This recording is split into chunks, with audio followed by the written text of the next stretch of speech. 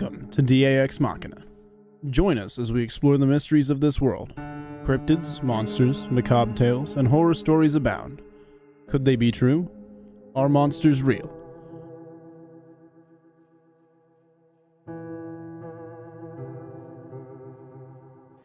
Good evening, folks. Thank y'all for joining us on another edition of DAX Machina. In the house with me tonight, this fine Wednesday night, is Robbie Rip Rains. Robbie, how the hell are you doing, brother?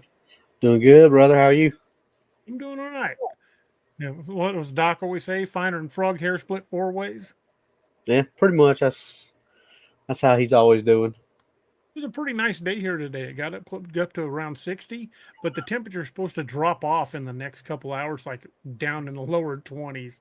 So that's Missouri weather for you. If you don't like it, stick around. It'll be different in a few hours. Well, it was 21 this morning when I got up to go to work, and it got to a balmy 47 degrees by this afternoon when we were out doing dismissal traffic. So this is sick weather.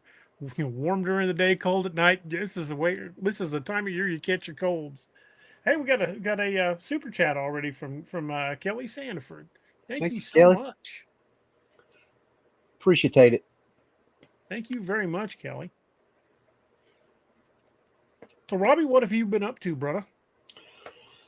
Well, got our Christmas programs for school this week, so had that one last night, and then I got one tomorrow night, and then we got our Christmas parade in town on Friday, and with that, the Chicago PD is sending down their bagpipe and drum corps again, so they're going to be down there with us for that. And then just been trying to throw the laser and knife and all that stuff in amongst all that and get some stuff done. I got some blanks done today. So. Got another super chat, man. Jeff. You're off and running tonight. Thanks, Jeff. Thanks, brother. Appreciate it. Good show last night, by the way. Yeah, you guys were kicking butt last night. But you made the mistake of getting House to talking about guns. Tried to warn them. Don't do it. That's like throwing a movie quote at Robbie and Doc. If you want the show derailed, that's how you do it. So don't look at the list. Don't do it, Jeff. Too late. He done been calibered. Oh, but it was still a good show, though. But yeah. You know, we're anytime you start listening to House tell some of his stories, though, that's a good show. Oh, yeah, he's got some House good cracks stories. me up. Yeah, he definitely cracks me up. He's got some good ones too. I mean, that dude lives right in the thick of them. So yeah, he's definitely got some good stories to tell. We need to get him back on here sometime, maybe before Christmas. I was gonna say something, forgot what it was, but oh well, it must not have been important. We're gonna do one and one only thing from our affiliate programs tonight, and since it is Angie's birthday today, Doc's bride, and Doc couldn't be with us, we will hear a short message from an even shorter guy, and a little prayer. We're going to hear a word from Doc over at Dark Angel Medical real quick, and then we'll kick the tires and light the fires. Hey everybody, this is Kerry Pocket Doc Davis from Dark Angel Medical, and you are listening to DAX Machina with D.A. Roberts. You may recognize me or some of my products from Dark Angel Medical in some of the Apex Predator, Lakeview Man, and Wild Hunt books, and you can get those products at www.darkangelmedical.com, along with training classes on how to use those products and save a life. Shoot us an email at info@darkangelmedical.com and be the difference. And don't forget, those kits are HSA and FSA certified, as well as the training programs. And if you do pick yourself up a kit, you can purchase it through Sezzle, and you can use discount code cryptid20 for 20% off your entire order. And now that the affiliate stuff is out of the way, let the games begin. So we've heard quite a few reports, including some from U.S. Border Patrol, of cryptid movement in the desert. And I had a few people say, "Well, how could there be cryptids in the desert? There's nothing out there." And it really kind of made me, want to dig into that and answer it some more. But me and Robbie were talking about it, and we're like, "Yeah, we probably got 2 hours worth of talking out of us on that one." So we decided we were going to throw our hat in the ring with that one. Robbie, when you think, living in the desert, or let's even include the Great Plains, like parts of Texas and New Mexico, that's not just pure desert, that's just like open grassland, because there's a lot of it out there, with very little in the way of cover, or even in the way of water. What immediately comes to mind when you think about large animals surviving in environments like that? Well, what's the saying? Everything's bigger in Texas. There's big animals in Texas, and they survive. That's the thing with animals. I mean, animals are going to survive. Humans don't survive in places like that because they give up. They lose the will to live. Animals don't have that. They don't think like that. They just do what they're supposed to do, what's natural. So I don't think animals have any problem living in places like that, because they just know what to do. They don't have the, what's the word I'm looking for? I don't want to say shame, because I know that they say that's what kills a lot of people in survival situations, is the shame of being in that situation and not knowing what to do. So they don't have that. Yeah. And they just survive.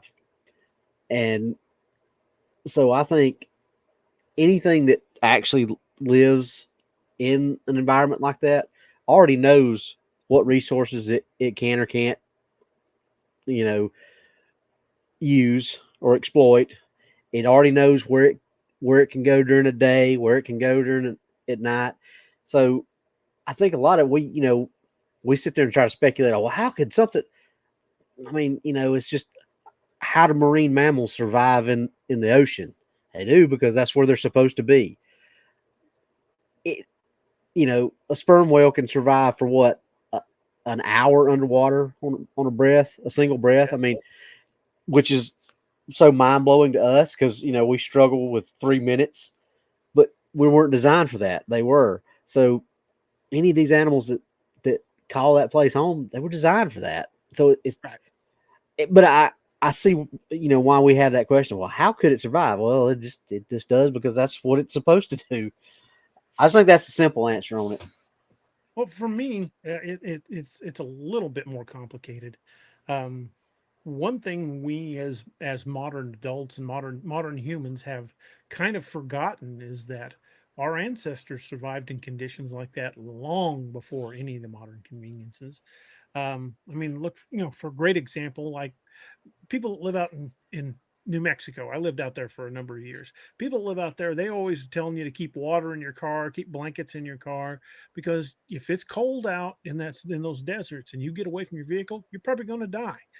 And it happens. I mean, they find people every year because they will see lights in the distance when their car breaks down, and those lights might be 30 miles away, because distance plays tricks on your eyes out in those big open prairies like that. So modern people need to be reminded of our modern conveniences, but we didn't have those 150, 200 years ago. Look at how many Native American tribes called the deserts of the Southwest their home.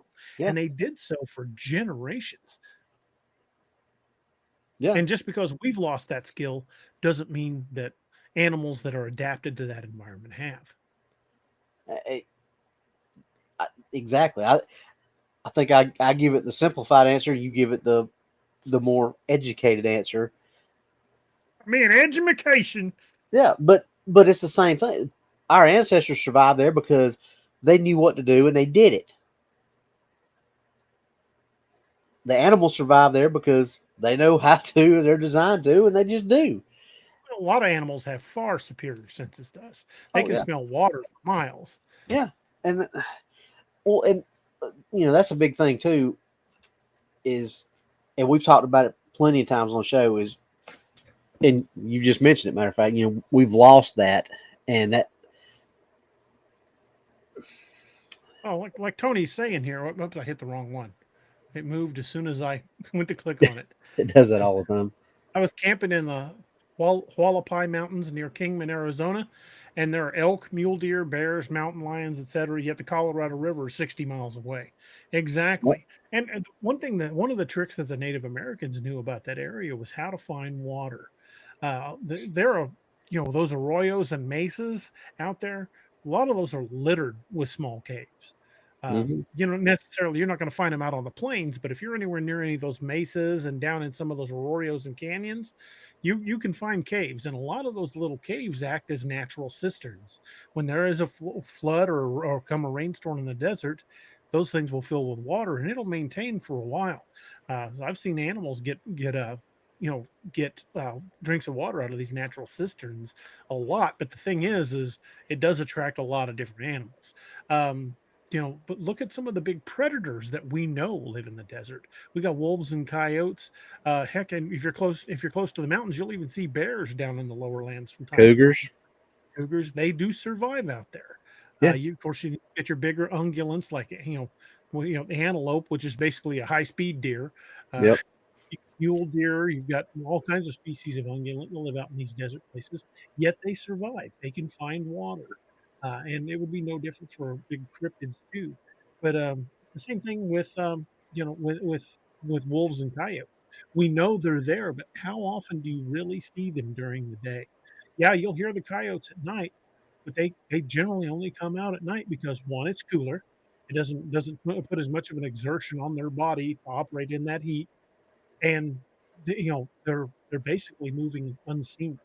They do their best hunting at night because it's easy to catch things. Well, it really, honestly, besides snakes and insects, what animals are really active in the desert during the day? Not a lot of them. Yeah. As opposed, even the Native Americans did most of their traveling at night. Yeah. And I think that, like you said, I think there's a lot more caves and places like that in a lot of these places. We're quick to say, oh, it's a desert, there's nothing there. But we say that because it's a desert. We don't go in it a whole lot. So we're not out there exploring it. And we're not talking about like the sands of Sahara out there where there's nothing but, a sea of sand for miles and miles and miles and miles in every direction. We're talking about like here in New Mexico, Arizona, places like that where it's a desert, but it's more of a it's not like the Sahara where it's only sand. There's Right. sand dunes, obviously, but there's scrub brush, there's rock formations, there's all kinds of things that I think is that a mesa is what a mesa desert is that what that's called? Maybe. But there are multiple creatures that call that home, and you don't see a lot of them during the day. Right. Most of them are active during the day. I mean, just watch Bear Grylls and Les Stroud, and you'll see that. Well, people don't realize just how much life is really out there in the desert. It is an ecosystem, just like the ecosystems up in the mountains or in the deep forests. It is a unique ecosystem, and that life does flourish there. Just because you look out and all you see is scrub brush and sand doesn't mean that place isn't teeming with life.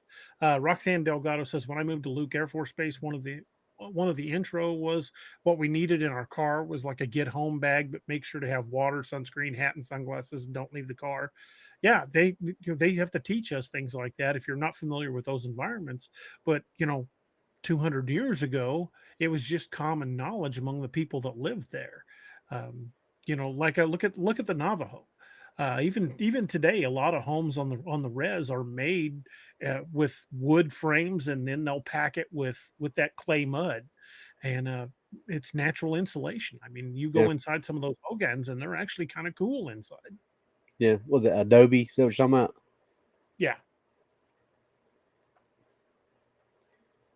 Yeah. So, and Cajun Dog makes a good point. You follow the coyotes around, you'll see where all the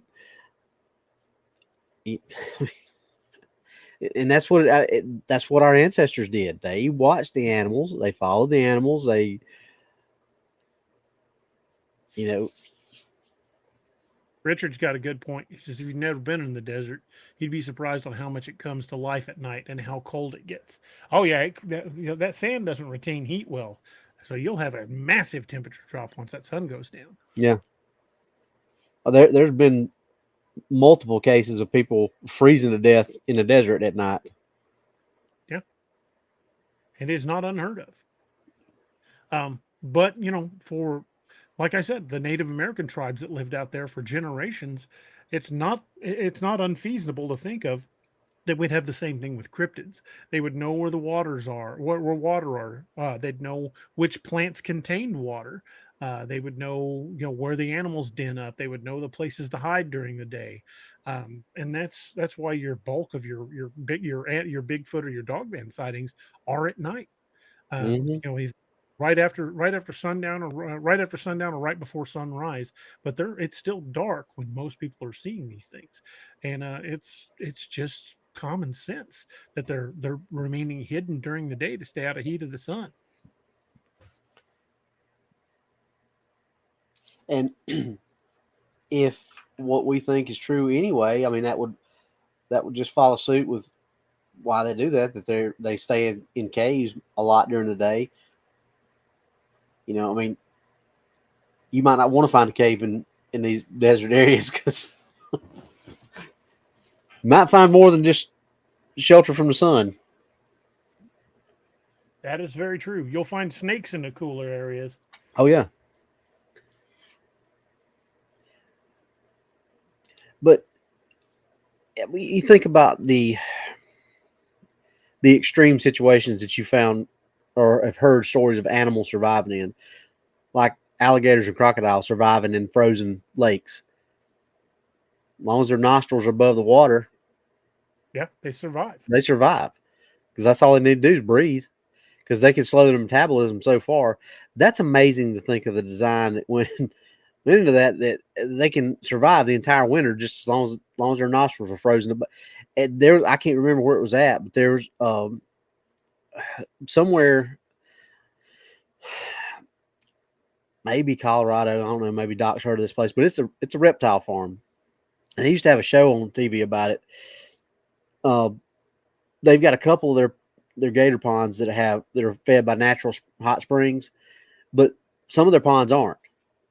And the camera crew actually come out there during the winter, and they shot out over the frozen pond. You just see all these noses of these alligators and crocodiles just frozen in the water, and they go over and put a microphone next to it, and you can hear the thing breathing. And it's amazing to think of how animals can survive in those type of situations where they're not thought that they could survive or not thought that they could be, but they are. In the animal world, it's either adapt or die. Yeah. And when your environment's changing, you either adapt to it or you die. Yeah. There's just no other way around it. And I'd say the same thing has happened with cryptids over the last couple hundred years. As we've made bigger and bigger cities and more people are living farther out off the grid, these things are probably learning that, one, our trash is a good source of food, and unguarded chickens and so many animals get taken every year. Chicky. Yeah, here, chicky. Their behavior has evolved along with ours. So I think with the recent uptick of more sightings is probably a response to that, because I don't necessarily think they're quote unquote losing their fear of us. I used to think that, but I think it's more they're just adapting to how we live. And it's just a natural adaptation for things to want to adapt to their environment. Well, Patty, you're okay. You have a good night. Have fun. Enjoy it. But yeah, look at like that case you mentioned, the here chicky. It was learning its behavior based on how they came out to feed their chickens. They're going to adapt, and they're highly intelligent.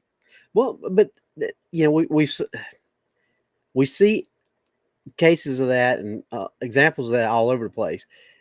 like how many times have you heard me say about these tribes in New Guinea and Africa and all these places like that where crocs will sit and watch people and figure out when they're going down to wash their clothes. Mhm. And they time it and bang. And in Or cases like that, the advantage is on the ambush predator exactly. Or because it chooses the place. and to use your example, how many of these places in Canada and Alaska and places like that still have these big dump areas that have had to start doing that because bears come in there because they know that our trash is a good source of food, which they start equating us with that, and they's like, oh well, here I smell it over there too, and then they end up, in our houses. I mean, K Bauer says, yeah, I was joking about coyotes with dowsing rods, but then I just thought, I wonder if Bigfoot has a way of looking for water like that. Maybe. I mean, we don't know. I mean, they are perfectly adapted to their environment, so maybe they've got a way of finding water that we just don't understand. I think their noses are so adapt to stuff like that. I mean, you don't see gorillas and chimps having to do that. They just know where to go because they can smell it and sense it. And Well, gorillas and chimps also live in a much more wet environment. true, but but we are only talking about cryptids that are in the desert too, though. So we're not talking about because swamp apes and things like that live in a very wet environment. So that'd be the same. I just realized something, Robbie. This is a new month. We can Yes, give it away is. some memberships. Yes, we can. How about we give away 5 real quick? I have no control over what YouTube picks. I will say that in advance because it seems to have picked me a couple of times for some reason, and I don't know why. But we're gonna give away 5 memberships right now, and hopefully it won't pick me. So hopefully you guys can. Hope you guys, yeah. Well, I'd rather it pick Robbie than me. I mean, but because it's my channel, literally, I can watch any of the videos I want. But I'm going to give away 5 of them. Here we go.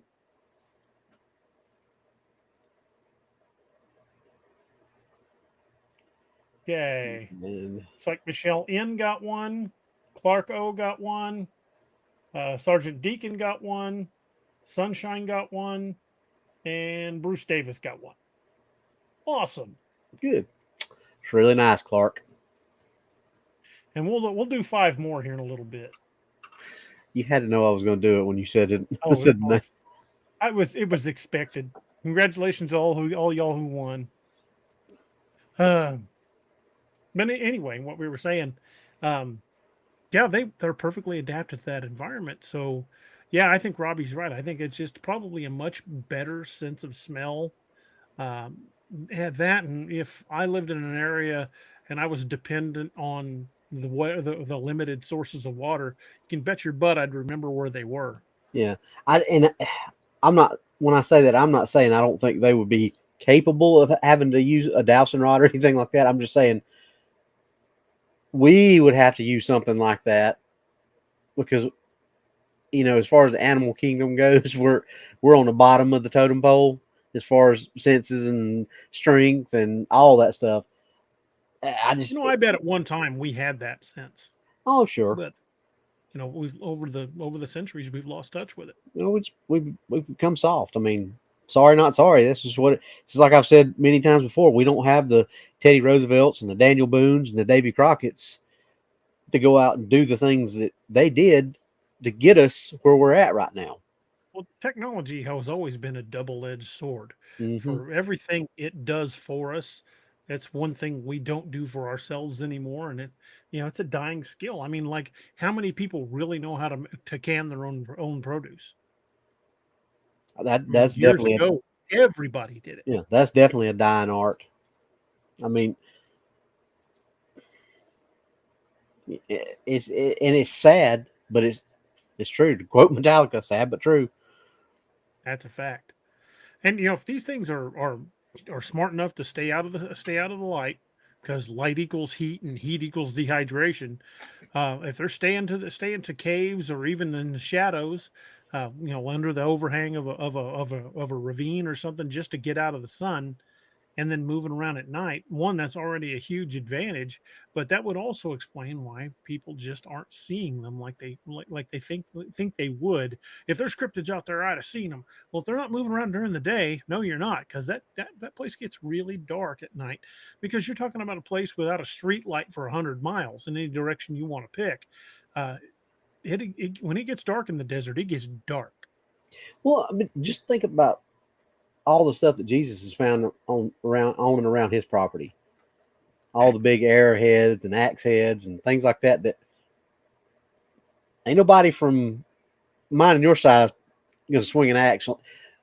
He brought a few of them to Texas with him. Those things are huge. Pictures don't do them justice. And I that's, I mean, he lives in the desert. He lives in New Mexico. And he finds a lot of those interesting items.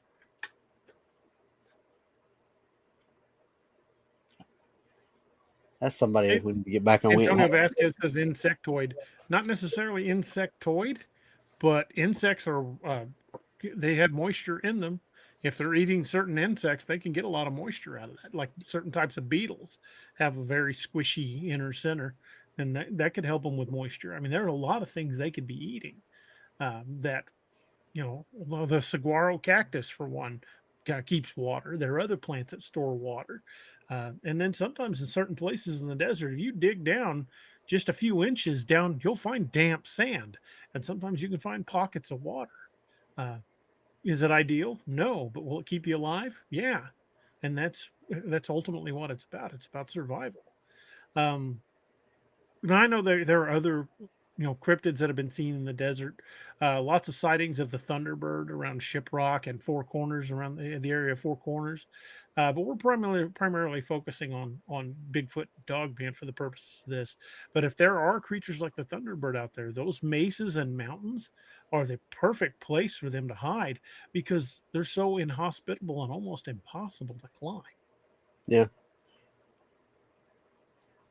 I mean, I just think that if you really look at, like, one of the ones we talk about all the time, the Border Patrol that went in and found all the carnage from that, was it drug smugglers and some of their pack mules or whatever, that, and I don't mean pack mules as in actual mules, I mean the humans. Yeah. And they said they heard gunfire, but they only heard like one-sided gunfire. Yeah. I think is how they put it. And they got there, and all the shell casings and everything were like right there with the people who were dismembered. Yeah, there was no sign of somebody having attacked them back with weapons, with guns. And it was at night, and it was said that it was a pack of dogmen in the desert. So there's no shortage of things like that and sightings like that happening.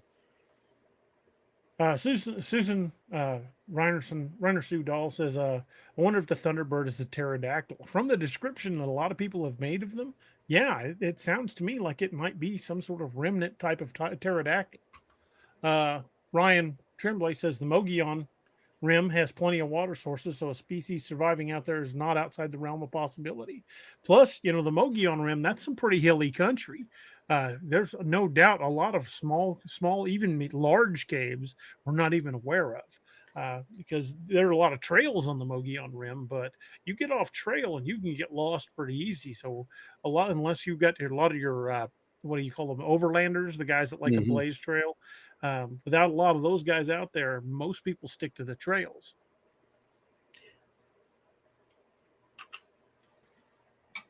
But then sticking to the trails doesn't always protect you either, though. Look at Julian Sands. Yeah, and he was an experienced hiker, but I think there's something more going on with the Julian Sands incident than we're being told. Well, he was sticking to the trails. Yeah, I mean, but he's not the only hiker who had won awards, and he was on a marked trail, and they found him, but wasn't far from the trail where they found him. But he's not the only one. He's just Right. He's just a famous guy, and it points or brings attention to that. The fact There are that people that have disappeared on the trails in the Mogollon Rim too. Yeah. It happens. Sometimes they, got off the trail and got lost. In other cases, it could be a mountain lion, could be a cryptid. But for whatever reason, some of these people that go missing out in places like that are never found. So we don't know exactly what happened to them. Wasn't it the Mogollon Rim where the guys played the Ohio growl? And Yes. And yeah, they played the Ohio growl and got a really adverse reaction. They got chased out of the area. Cage Dogs is another cryptid of the desert, Wile E. Coyote. Oh, that reminds me of that. Have you seen the meme where the guy, I guess it's a coyote he shot, but he's got him, it's like he's the spotter and he's got the coyote laid up on the rifle, like he's looking through the scope. And it says, Wiley, what did that bird do to you? I don't want to talk about it, Brad. That's funny. Yeah, if you ever see a coyote going by with a big box that says Acme on the side, might want to get the hell out of the area. Something bad's about to happen. Yeah. Ryan Tremblay, he said, same thing happened to me. I played the Ohio growl and my buddy and I were chased out. I wonder what would happen, Ryan, if you played that Dogman recording, that growl that was recorded near Robbie's place, because that growl freaks animals out.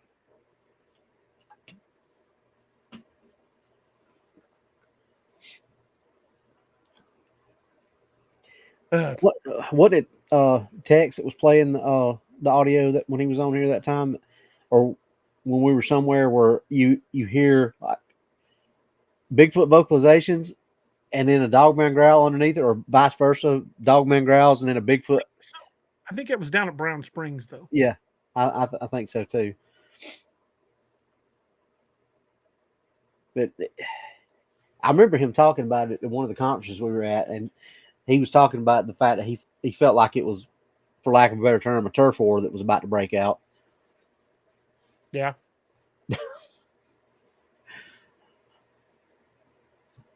Well, I've heard some people say it freaked them out.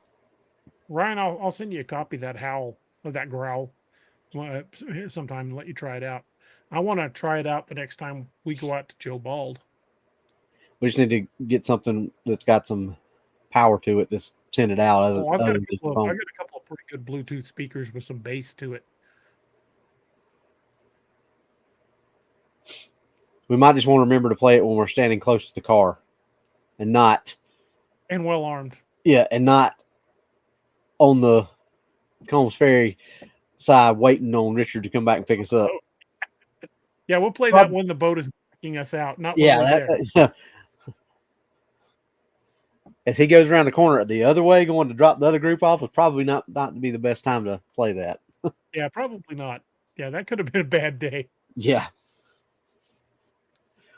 Tony Harris says I was going to play Ron Moorhead Sierra Sounds out by Flagstaff, but I chickened out. Dude, you've got to have a set of stones on you to be out in a place like that by yourself and play one of those, because you never know. I mean, it might inspire a truly violent reaction, and if you can't get out of there in time, you're going to be screwed. So yeah, I would never play sounds like that out there. I played the Dying Rabbit Call on LBL, which was not my brightest day ever, but I won't do that crap again. I kind of learned my lesson with that, unless I've got 2 or 3 other guys with let's just say cordless hole punching devices. I'm not playing one of those. Just not doing it again. Not out in the woods anyway. I'll play them here on the show, or I'll play them for everybody in the house. Heck, I played that growl for my wife and the boys, and they're like, "Holy crap! What the hell was that?" Hey, Noah's in. Noah's been doing the polls.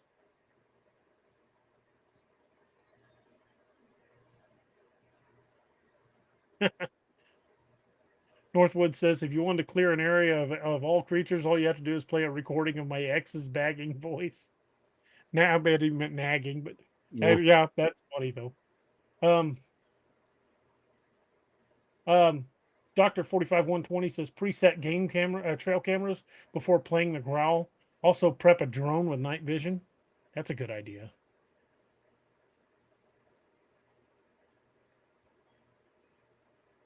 Everybody likes the cordless hole punching devices. Yeah, YouTube gets a little pissy if you talk too much about them, unless you happen to be one of the GunTube channels. Those guys don't care about YouTube ad revenue because they've got sponsors. We we don't make much, so what little bit we do get, we need. I had to use that term at school the other day. One of the students reached out, tried to touch it, and a couple of times I said, "Oh no, don't touch the cordless hole puncher."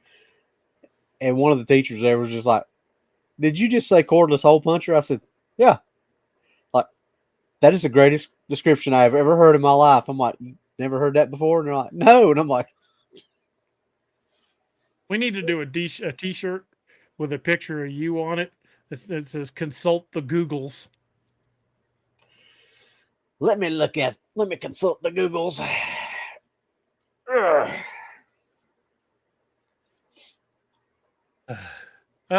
Just Ryan says, "Hey folks, a movie called Werewolves. Just time to let the wife shop for you. Which movie? Yeah, that's supposed to be out like this week, isn't it?" Yeah, we were talking about that before the show started. Yeah, I would definitely. Cajun Dog says, "Pull a Margolin and hang up some jerky." We need a Margolin kit that's like a wooden box with a glass front. It's got a beard trimmer, some lip gloss, and a jar of raspberry preserves. It says break glass in case of emergency. Yeah, I got Johnny with that just a little while ago. He sent me a text, said something. He said something about, "I'd elope with a hot patty." I said, "All right, Margolin, don't forget your beard trimmer and your raspberry preserves."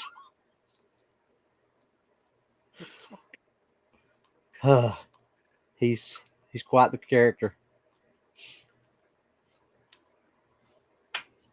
Jay Freiberg says the Ohio howl sound like an air raid siren. Brings up an idea. The Ohio howl, I honestly think, is a territorial scream. Because I think that yell, because the way things have reacted to it, I think it is a straight up territorial challenge. Kuhnbo was talking about playing it on the speakers in his house, and it drew one out of the woods. It was standing in his backyard screaming at him. So I think it is a straight up territorial challenge. I could be 100% wrong, but I just, based on the reaction you get when you play that howl, it's always aggressive. So I would definitely think that was some sort of territorial thing.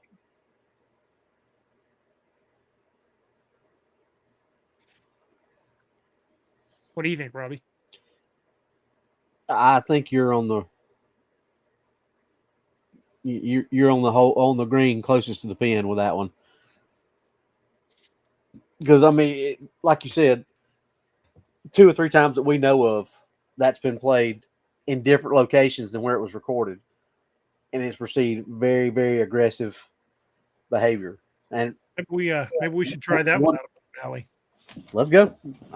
You know me, I'm dumb enough to do it. As long as you don't wander off, we should be fine. I can't promise that I won't do that. Park on the bridge and do it. Just make sure Noah's around. The Robbie Wrangler.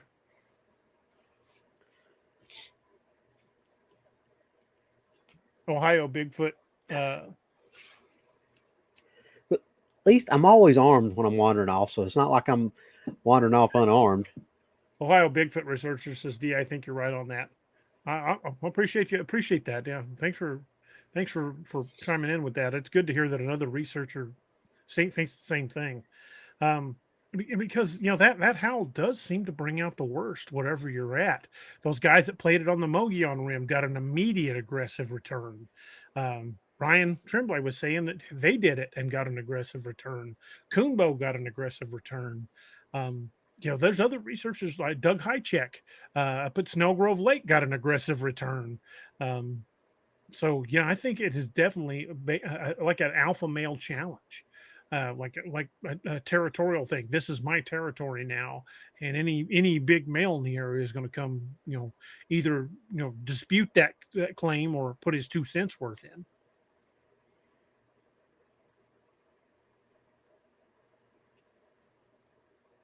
Steve Patton says we'll put one of those retractable leashes on it.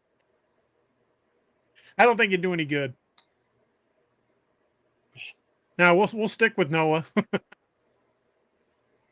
May have to have Robbie wear something with a handle on the back so Noah can grab him and pull him back. Well, my plate carrier's got a drag handle on it because That's he's used it before.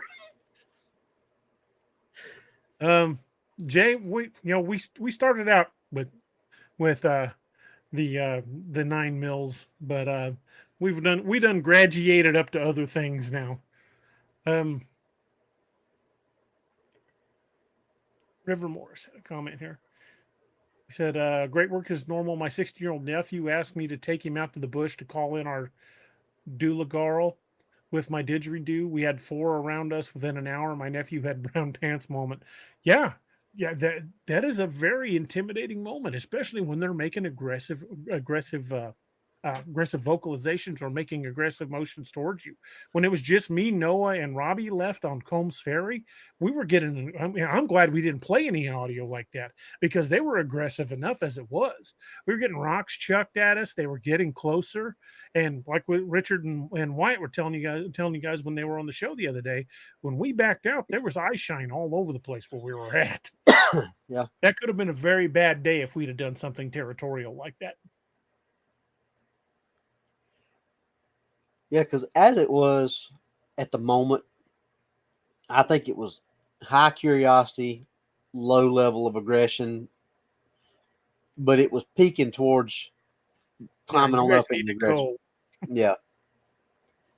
And the less of us there were, the more it became insistent. Yeah. Cajun Dog says, DA, you reckon that call might be an insult? Like, hey, your mama, or something like that? It's entirely possible. Whatever it is, it definitely inspires an aggressive response. The Bigfoot equivalent of, your mama's so stupid. Your mama's so fat, she wore high heels and struck oil. Your mama's so fat, she fell over and broke her leg and gravy poured out. Okay, we could devolve into your mama jokes. I covered both bases though. That was a your mama joke and it was a movie quote. True. So that was a 2 for 1. Yeah, you and Doc would already be spiraling down the rabbit hole if he was here. Affirmative. Steve says refer to that on your plate carrier as the no Robbie handle.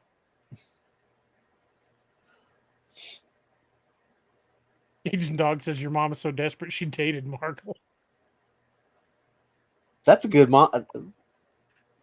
That could be a good yo mama joke for the books. Oh, Margolin would just say something like, she wasn't bad once I shaved her. Grunt Hilda.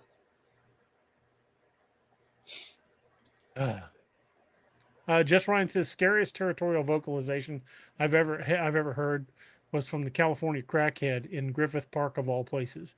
Ryan, do you have a recording of that or a link to a recording?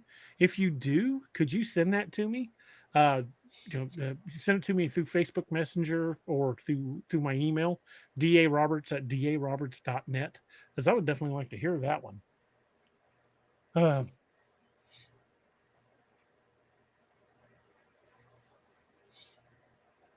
was going to say something, lost my train of thought again. Derailed that sucker right out the gate. Out in the desert like that, there's plenty of places these things can hide. But we're also seeing similar behaviors that we see in other areas that aren't the desert. I think it kind of goes across the board. They're all fairly nocturnal because it's mostly unless you've got night vision gear, it's mostly to their advantage to move around in the dark, as I think their eyesight is better than ours. But in the desert, moving around during the day is going to get you spotted, and any animal out there knows that. That's why even out in the desert, you don't see the antelope moving around a lot. Yeah. So most of the time, you see the insects and the reptiles move around in the daytime, and that's birds, and that's about it. But they're out there. Yeah. You can see tracks. You can find tracks near ponds. But those creatures are out there. You see coyote tracks in at night. especially like right after dusk, you really hear those coyotes go to singing. Yeah. So we know they're out there. Michelle N just gave us a $30 tip. That is awesome. Thank you so much. Thank you so much, Michelle.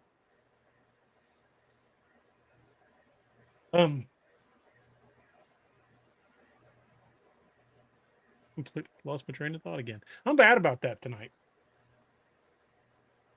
We're bad about that But, every night. It's not just tonight, you know that. But like you were saying, you see a lot of reptiles and insects moving around, and even birds. But big animals don't move around a lot at night. But you hear those coyotes, and you know they're there. And sometimes those coyotes will get damn close to your campsite, and you still won't see them.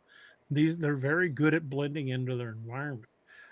Here in Missouri, you can hear coyotes. If you're outside of town, you're going to hear coyotes. But then they're very good at getting up close to you without revealing themselves. And they cause a lot of damage to stock every year. Same thing out in New Mexico, Arizona, where they raise cattle. They don't like predators out there because it costs them a lot of money. So these things are smart enough to know that if they're out during the day, some rancher's going to take one out. I think that'd be the same thing with a cryptid. They're going to know if they're out moving around during the day, somebody's likely to take a shot at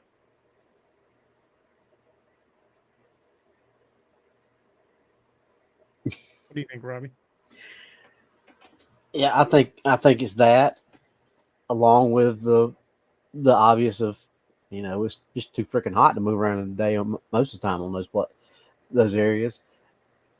But it's just general, like we said. I mean, that it's not just a Bigfoot or Dogman type thing. I mean, it's all the big animals.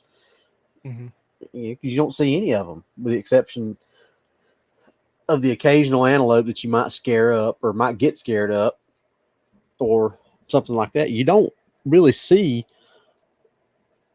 anything moving during the day in the desert. So it just stands to reason that they do. I see prairies out near where I lived in New Mexico. You would see antelope during the day, but they would be in among cattle. They know nobody's going to take a shot at them because they're in among cattle. Yeah. Well, I think that I think those cattle ranches are targeted, and I think they're more times than not they're targeted at night, just because of reasons like you said. They're smart. They know that during the daytime hours, that's when more eyes are awakened on them. So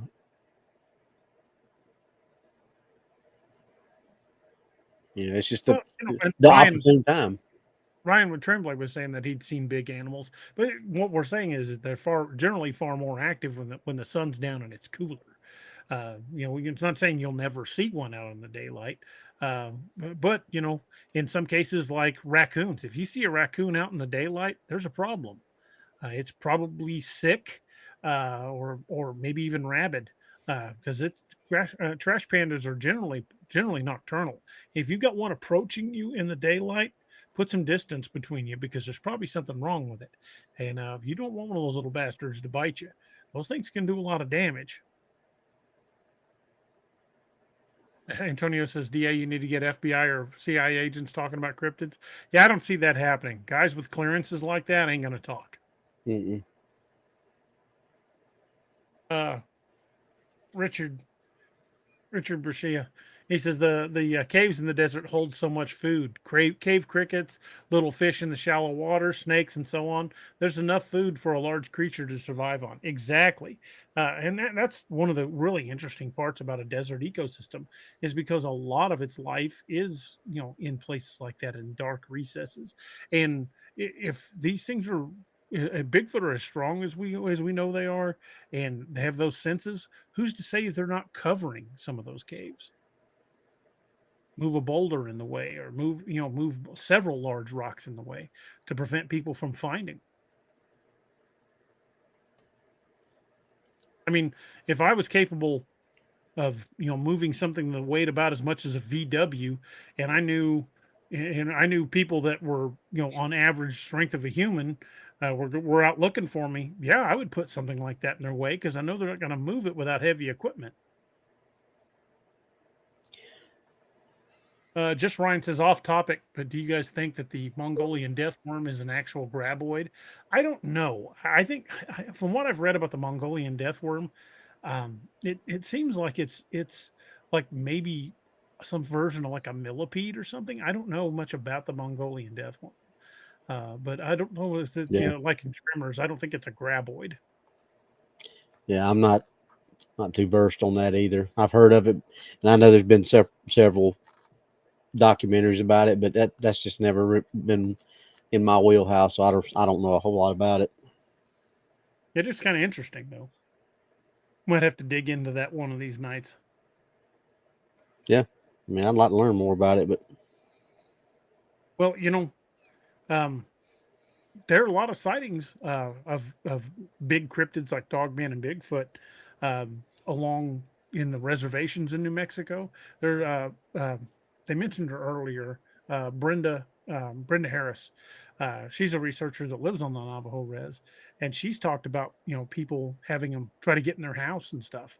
Jesus Payon was talking about on the Navajo res. There was a whole section down one road that everybody just moved out of their houses because these things were coming in and trying to get in their houses at night.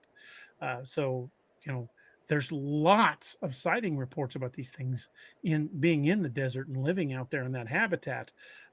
So we know they're there. So it's not a big leap of the imagination. I mean, we're already seeing so many sighting reports from those areas, so they've got to be surviving somehow. And I think we just, like Robbie has said many times, got to look to nature to kind of get an example on how they're doing it. And I think they're doing it much the way not only other large predators do it, but the way Native Americans did it. They know where the water cisterns are. They know areas that, plants that are good, the roots will have a lot of fluid in them. They know the keys to survival. So it may seem like a habitat that's not exactly open for large cryptids like that, but the sightings would say otherwise.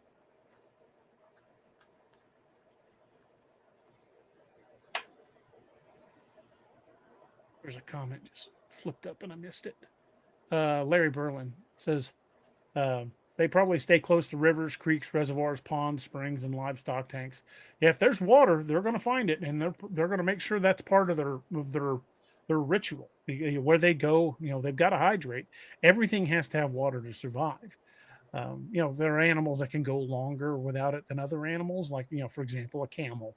But everything has to have water to survive. So they're gonna know where the water is in their territory, and they're gonna take full advantage of it.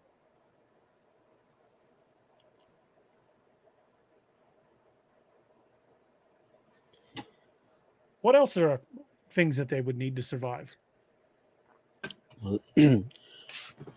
I think everything falls into that triangle, right? Shelter, food, water. So we know there's plenty of food out in the desert, right? Because they're just and eating rodents. There's still tons of them. Yeah. And I would think that these things are probably like grizzlies. They're omnivore. They eat a lot of meat, but they can survive on an omnivorous diet. Shelter, I think that have a lot of nutritional value. Yeah, and I think we've kind of hit on the fact that there's plenty of caves out there, and everybody knows our opinion on that anyway. That we think all of them spend a lot of time in caves. So, cave hours. To find stuff along the border, you've got to troll some of the sighting databases. And a good place to start is like MapSquatch, but the BFRO has a pretty good sighting database. But one thing to bear in mind is the BFRO cherry picks their sighting reports. They only put the ones that they believe fit the criteria they want. They don't post every encounter story they get. So keep that in mind when you're checking their sightings. But there are tons of them along the border, and in places you wouldn't think there would be, especially in some of these deep deserts. There have even been sightings in the Mojave Desert, which is one of the most inhospitable places in the United States. No, I haven't heard anything about the sighting near you yet. I'm still digging, unfortunately. Sometimes I get stuff back quickly. Sometimes I don't at all. Casey says a good place for the young to stay safe. That would be under the shelter. And again, I would think they would be using these caves. And to me, same thing like they were saying that one story that Cam Buckner, where the USGS was exploring that cave and they had to use a hydraulic jack to move a rock to try to get back farther in this cave. And when they came back, the rock had been put back. I think it makes sense that they're moving heavy rocks over the entrances to try to keep out other large predators or keep out anything that might be a threat.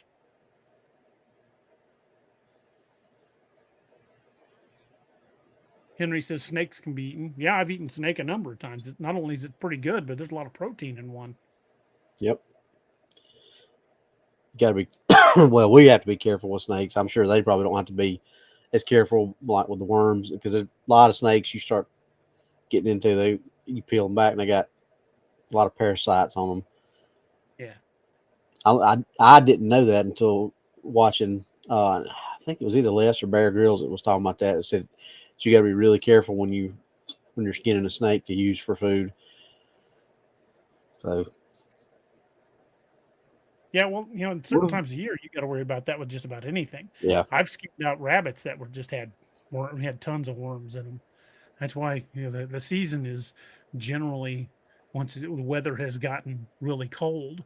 But I've had a couple of seasons where the weather was like unseasonably warm and gotten rabbits, and they were loaded with worms. Yep, or the wolves as they called them. Mm-hmm.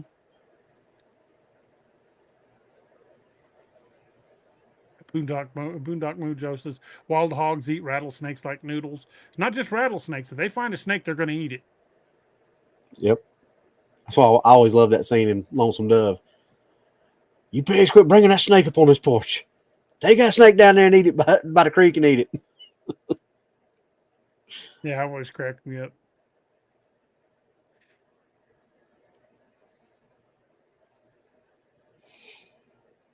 Now, so I think some of the more interesting cases around military bases, a lot of those desert military bases like Area 51, and there's a big Air Force base down by Phoenix. There's reports from their security personnel of seeing these large cryptids either inside the wire or just outside of it. Supposedly there are tunnels beneath Edwards Air Force Base where they used to have to chase them out. Sorry about that. Had another one. Sorry about that.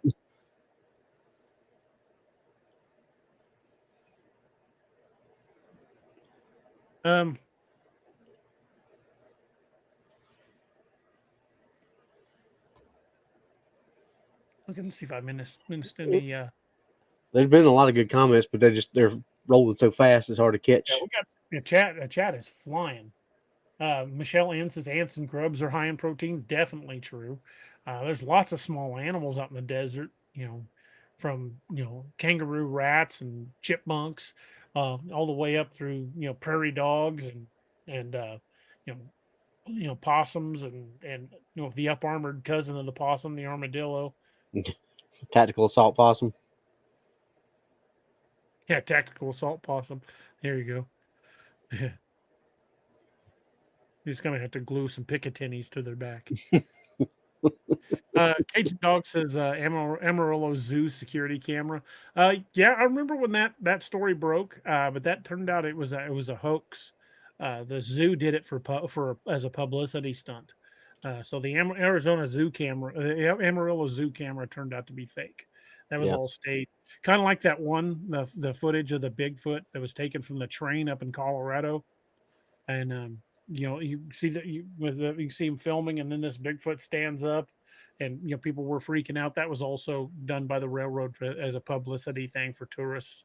Then they admitted it, but it took them a little while.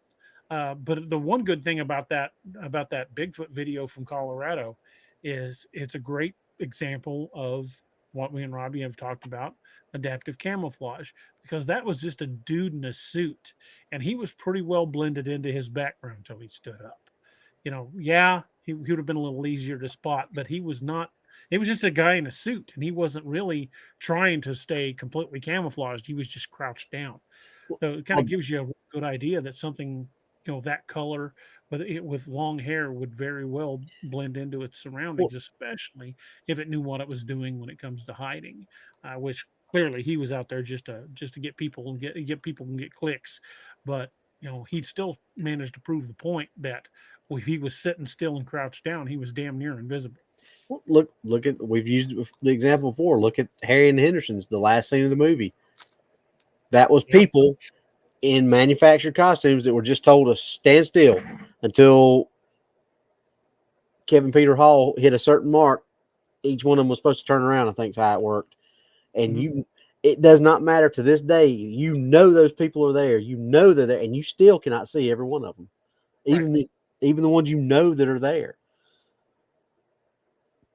And there was no trick photography with that at all. Angie says, what's y'all's take on the Fort Pierce Dogman video? I'm having trouble recalling that one. I'll have to watch that. Look that video up. I think I've probably seen it, but I'm not sure off the top of my head which one it is. The problem with most videos these days is with AI becoming better and better. It is so easy to fake video and photographic evidence.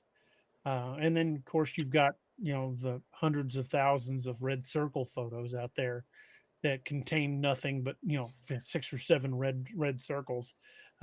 We've said this before. I could go out in my backyard tomorrow during the day and crouch down at my fence. And my back fence is just covered with honeysuckle and other plants. It's got vines on it.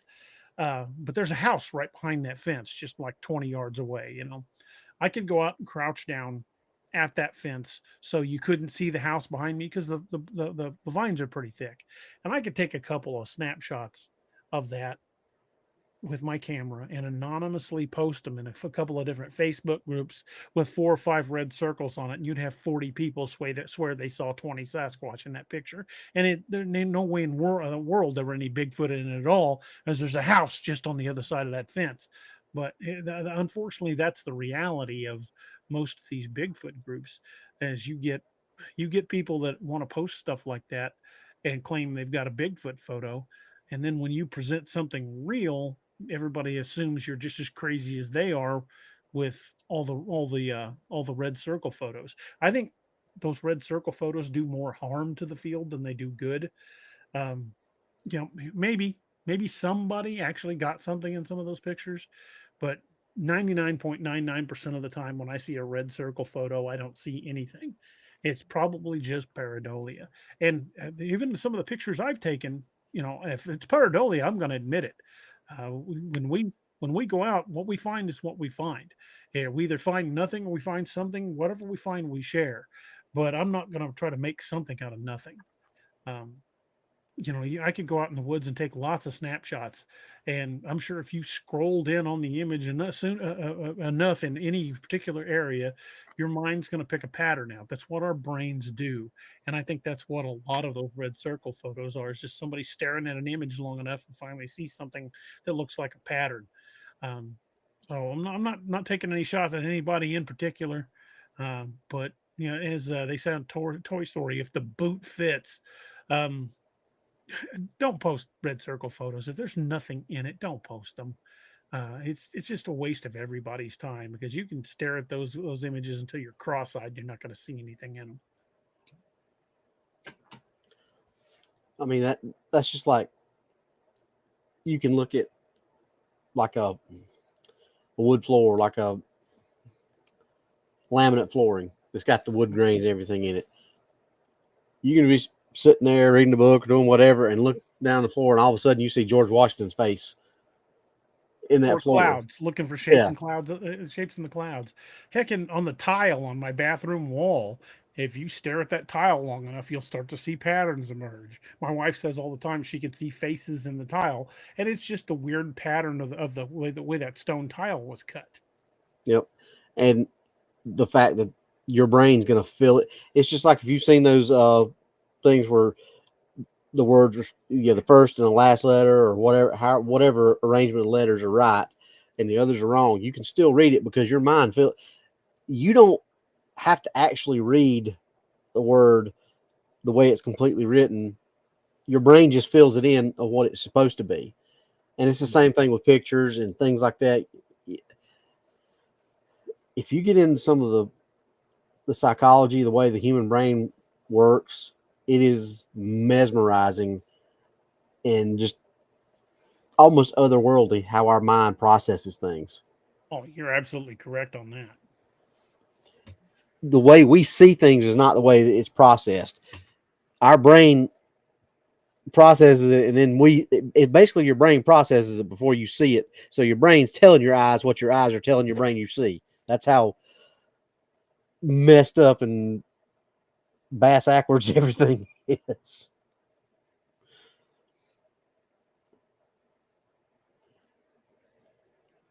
Just Ryan says in Southern California, locals refer to our desert adapted Sasquatch as the yucca man. Apparently, they look like a yucca tree if they stand still. Yeah, and again, that's just natural adaptive camouflage. These things have learned to blend into their environment. I mean, it's not a big jump of the imagination to see one of these things being able to fool people. I mean, this is how they've survived. Well, another great example, we've talked about it before, is the Freeman footage. Now, we've got a large black male Sasquatch walking along, and Freeman is filming it. And when it realizes he's filming it, it stops right in front of a evergreen tree and just disappears. It didn't get beamed up by Scotty. It didn't go through a portal. It didn't teleport. It just stopped moving, and the clear hair shafts in its coat picked up the color around it, and it just blended in. It's amazing how much just not moving will help you blend in. That's why if you go up and if you're sitting in a deer stand, if you're moving around and making a lot of noise, you're not going to see anything. That's why you've got to make very slow, deliberate movements. You got to be quiet. You can't be doing a lot of stuff that's going to attract attention to you. If you see something that's like, oh, there's a deer, and you bring your rifle up and it's going to be gone before, when you yell, oh, there's a deer, it's going to be gone. So you've got to make very slow, deliberate moves. You can't make any loud noises because they're smart. It's a smart animal that doesn't want to get shot. Same thing with a Bigfoot. It does not want us to find it. And they're going to be quite good at blending into their surroundings. And when he's talking about with a deer, this is a deer. If a deer spots you in a tree stand, you can hang up getting any other deer out of that same tree stand because they'll stay away from that tree. They will remember that tree, and that's a deer. So what can these things do? And like he's talking about not moving. When we were down at Joe Bald, he knew where I was at, knew exactly what I was wearing, exactly where I was at, went 13 feet away, turned around, and could not see me. And I wasn't really trying to hide. I was just like, okay, just tell me when you can see me. I wasn't being like stone still or anything. It was just, but I was being still enough to where he, even knowing where I was at and what I was wearing, couldn't pick me out. And that could have been a bad spot because that's where we almost got drawn into the night before. Yep. Which is what made the three of us think, probably ought to keep an eye on Robbie so he doesn't wander into this. Well, I think that was the true christening of the Robbie Wrangler was at that point. We're like, because you were like, you were headed this direction last night, weren't you? And I'm like, yep, this is exactly the direction I was heading. So K. Bauer says, also heard if something is so scary or terrifying, your mind could replace the image with a lesser scary image to deal with it. The human mind does all kinds of odd things. There was a comment I wanted to grab. I missed it. Antonio Vasquez, we need to get bionic eyes that can see cryptids days or nights. Absolutely.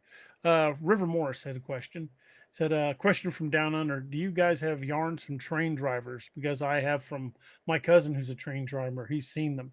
I've talked to a couple of railroad guys that will not go on the record, but they've seen weird things and have seen along the railroad right-of-ways. So yeah, I think the railroad workers have seen a lot more than we're probably ever going to know. There was another one I saw too that I wanted to to bring up. Oh, here we go. Chris Burkhardt says, I've watched that pant shitting video of the dog man at Joe Bald, and I can't come up with a single sane answer to what it might be. It's a thrice damn wolf with a disemboweling claws. Yeah, what that first night that Steve and I shot that video down Joe Bald, I can't. In my heart of hearts, I believe it's a type of dog man, but I cannot say with any definitive confirmation exactly what it is. I know what I think it is. I know what it looks like, and I know it ain't. It's not something that's natural to that area.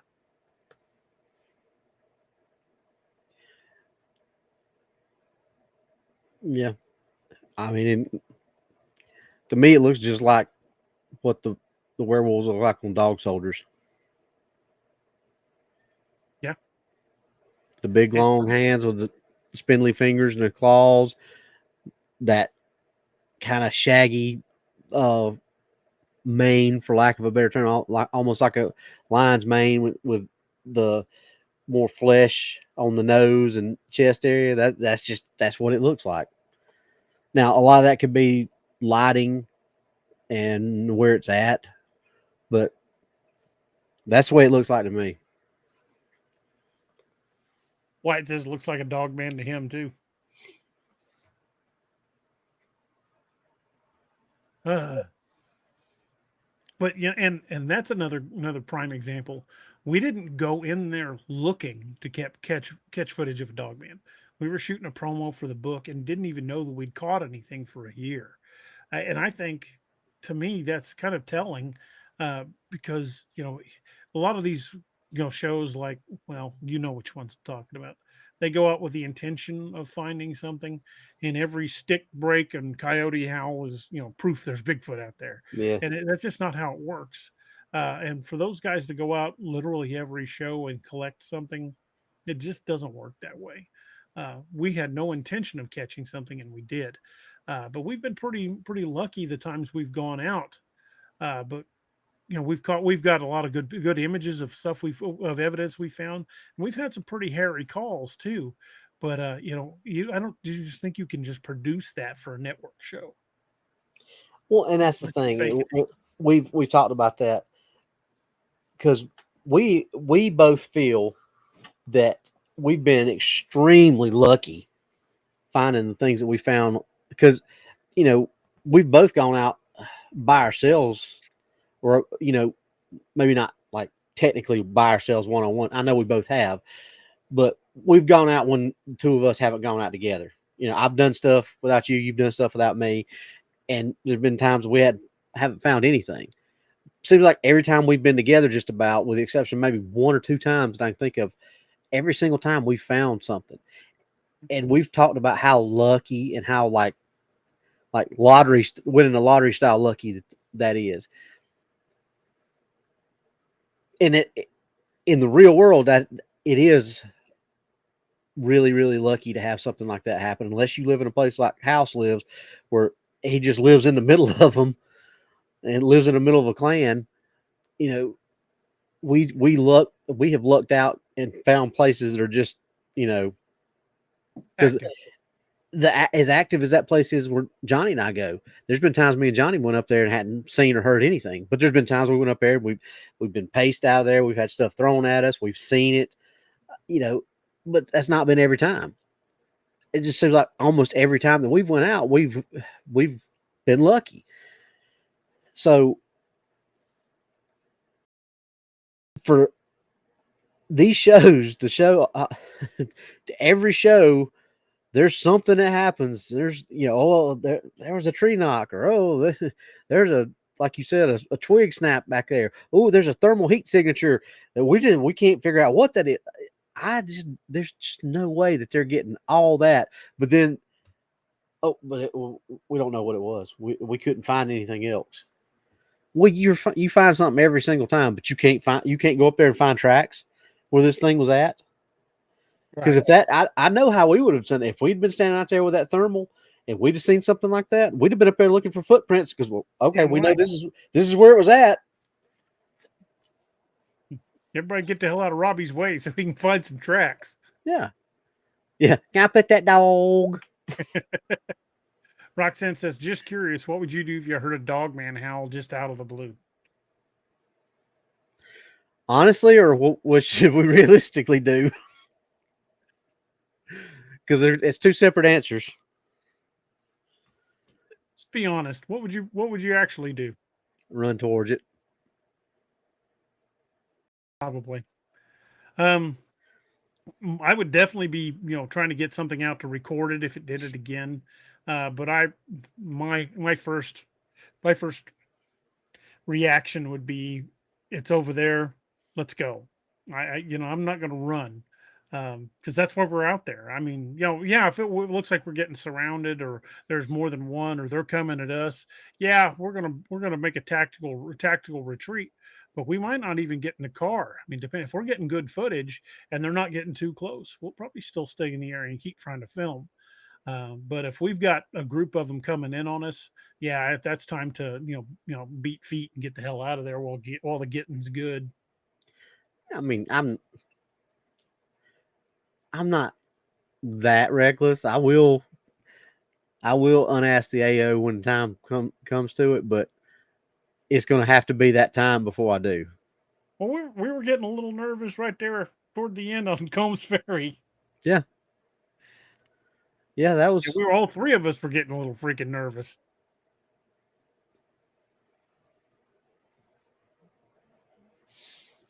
Little Patty says, Robbie before or after the brown pants moment? Maybe during. I don't think I've ever come to or had anything that I would say that it was scary enough to say it was that. We've had some stuff that's been like intense, but nothing that I would say really had got to that point where it was that scary. Even when we come out of it and thought, man, that was stupid. Why did we do that? Yeah.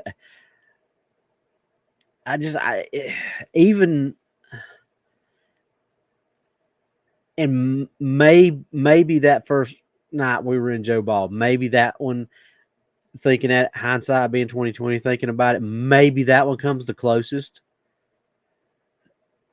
Yeah, we were. I think it was deliberately trying to do that. I think it was trying to pull us away from the car. But still, even that and piecing together things, I still just don't. And I know you were joking, Patty. I'm just asking. I'm just answering.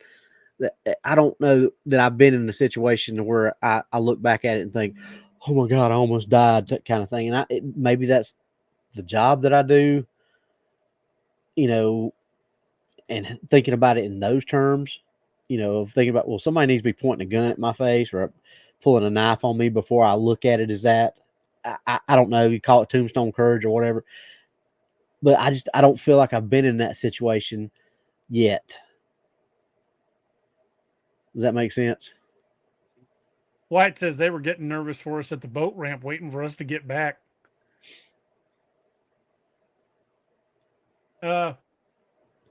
River had a question. Says, D and Robbie, what's your take on government reptile people? Because we got them down here. It wouldn't surprise me that we've got them everywhere. I mean, I don't know what they are. Maybe they're aliens. But yeah, I don't know if it's a government, but there's one in there's a big time legend in South Carolina, the Lizard Man of Skateboard Swamp, and it's been around since like 70s, early 80s. I think it was the 60s when the first sighting was. Yeah, it's been around for a while. Let's just put it that way. And there are other reptile type creatures that have been sighted all over the U.S. The Bridgewater Triangle up in near Massachusetts. There's another one down in Texas. Lake Worth, the Lake Worth monster. Yeah, that was reported as being reptile-like. There's a lot. Well, that's actually reported as like being 5 or 6 different things. So I don't know if that's something that they're wanting to say as a shapeshifter, or if there's just that many different cryptids around that area. Because it's been reported to be a goat man. It's been reported to be a Sasquatch. It's been reported to be a lizard man. It's been reported to be some type of lake cryptid like Ogopogo or Champ or Nessie. I think maybe even something kind of like a Mothman type creature. at one point. So there's just like I said, 4 or 5 different things that people have reported seeing down there. So maybe that's like we said, maybe that's a vortex of ley lines, or maybe there's just that many cryptids that just happen to be around that area. John Wayne Gates says, you'll believe when you're growled at just before daylight walking down a dead-end logging road. Yeah, that'd be a brown pants moment, that's for sure. Larry Berlin had a question for you, Robbie. He said he wanted to know what grain and bullet you use in your big girl. I think I bought like you remember that I showed you there is like a little sample pack that's about yay big, and it had a bunch of different types of rounds. And I think the one that I got loaded in it now is 165 grain. I think 165 or 155. I can't remember which one it is, but it's the copper jacketed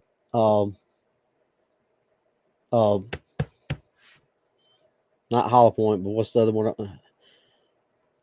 Maybe a jacketed hollow point. I can't. Anyway, it's a serious round. It'll do some damage to something if it hits it. It's what Johnny likes to say is the equivalent of driving a Buick downrange, because it's a lot of lead. Well, for every 10 rounds, you've put a full pound of lead downrange. KC says, do you think the Goat Man is just a gugway? I'm not sure what to make of the Goat Man. It seems to be localized in one area of Appalachia. So, I've never heard of a Goat Man sighting anywhere other than that one area. But so you know what? That's actually a pretty good theory. Yeah, very well could be. It makes sense. Makes more sense than a giant Bigfoot goat. But stranger things have been seen. Well, like sheep squatch. I mean, what is that? Is that a giant bipedal sheep? Or is it just like maybe a stonish giant? Maybe it's just the high humidity has made his hair curly. Could be, Maybe Margolin needs to take the sheep shears to him. And Margolin, where did you get that coat? Funny you should ask. This is my sheep squatch. Genuine sheep squatch. Like an ankle length coat with a hood.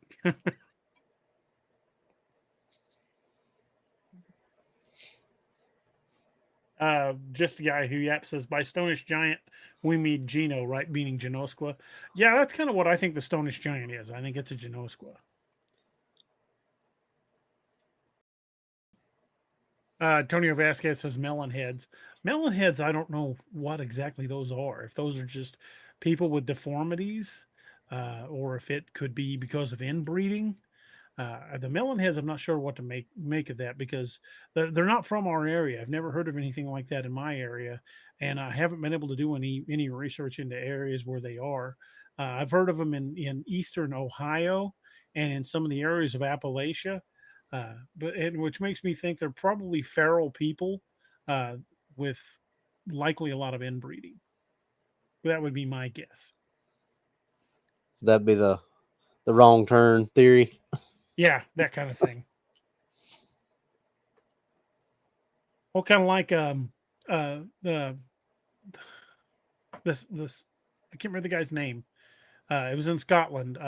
Sawney Bean. Him and his family lived in a cave, and they would waylay and eat travelers. And after successive generations of inbreeding, they finally had to send in the military to kill them all out. Yep. Yes, I remember that now. And there's cases of that here in the States where people were, eating travelers and things like that. That's not uncommon. It's just always weird when it happens. Hell, there's a place in New Mexico near Eagle's Nest where there was a trading post where people would travel through on their way to different destinations. And if there wasn't like only one or two of them, the people at this trading post would kill them and take all their shit and sell it in their store. Buried them underneath the store. Apparently when they found out, they hung them and then hung their heads in the town square as a warning to anybody else trying to pull that crap. Asian dogs is so they're from Jersey. John Wayne says, "Don't forget the raspberry preserves." Well, but when you start thinking about it, we've talked about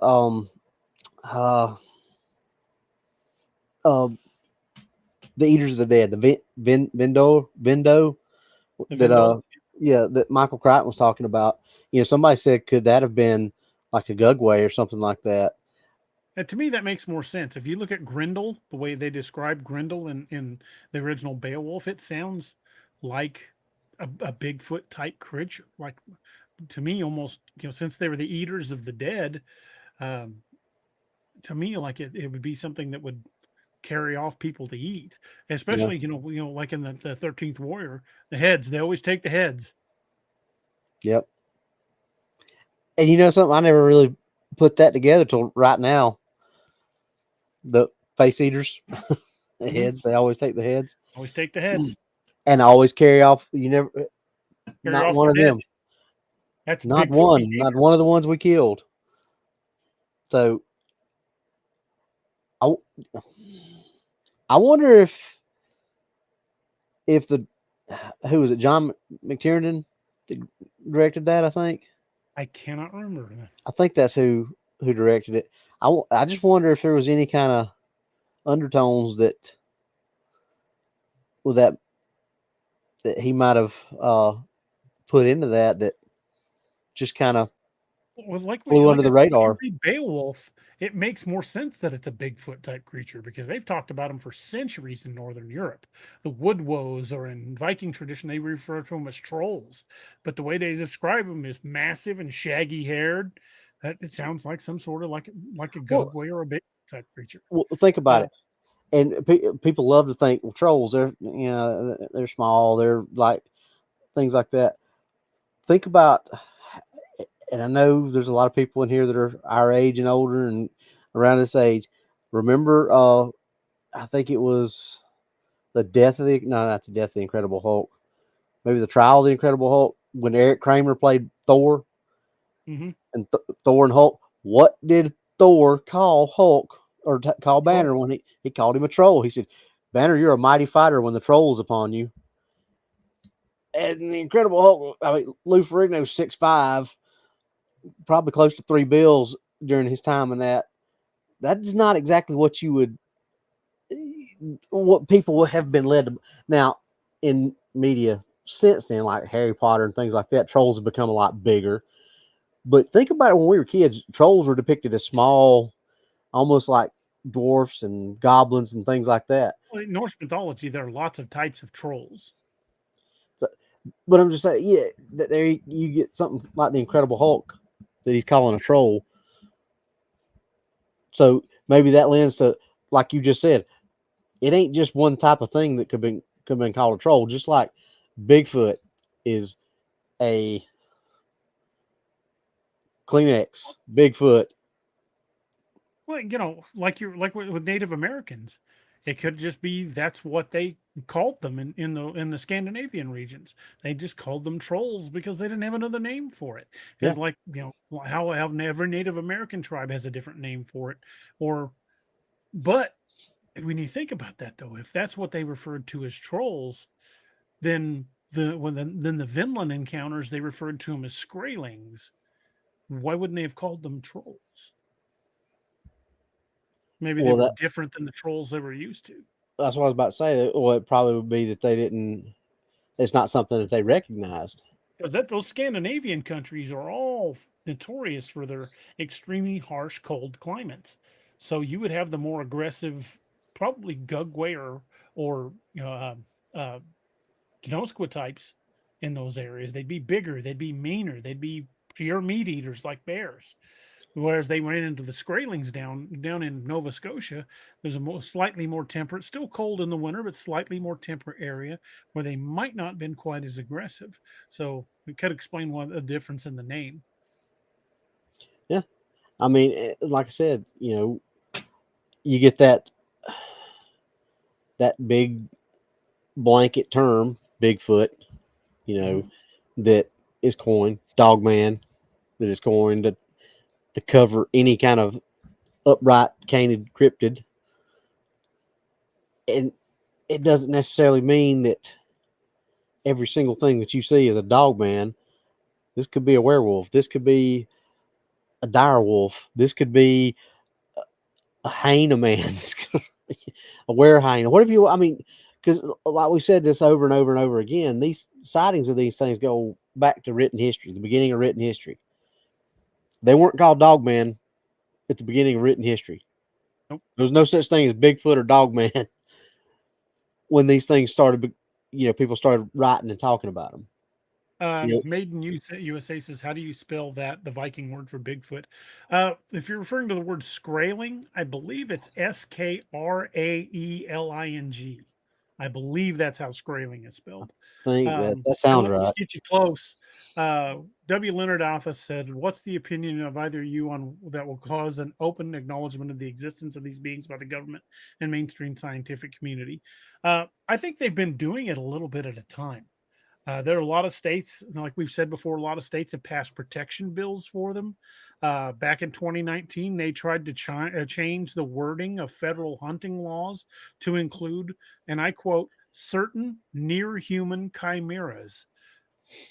Why would they throw that in there if it wasn't to protect something that was almost human?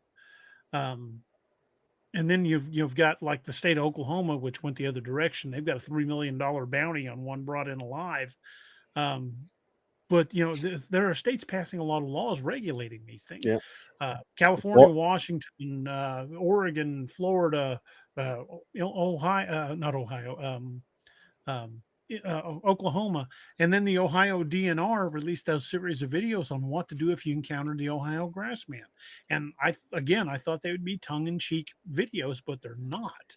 They're put out very straightforward. The field manual slowly admitting a little bit.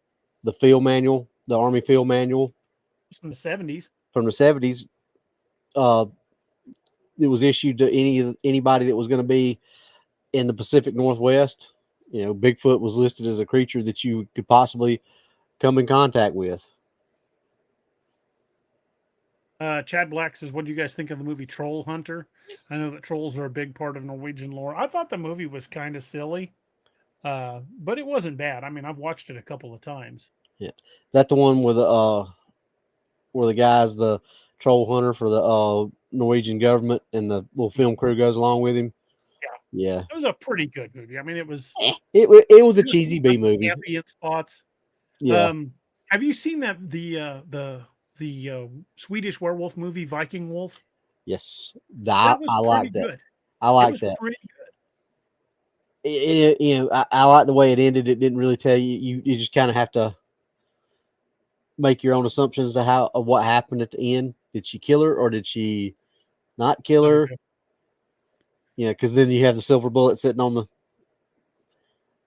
dresser. In USA, yeah, I think that's how they spell it. It's Skraelings. I believe that's how they spell it. I'd have to do some digging, but if you Google it with that spelling, it'll at least get you on the right path. Yeah, consult the Googles.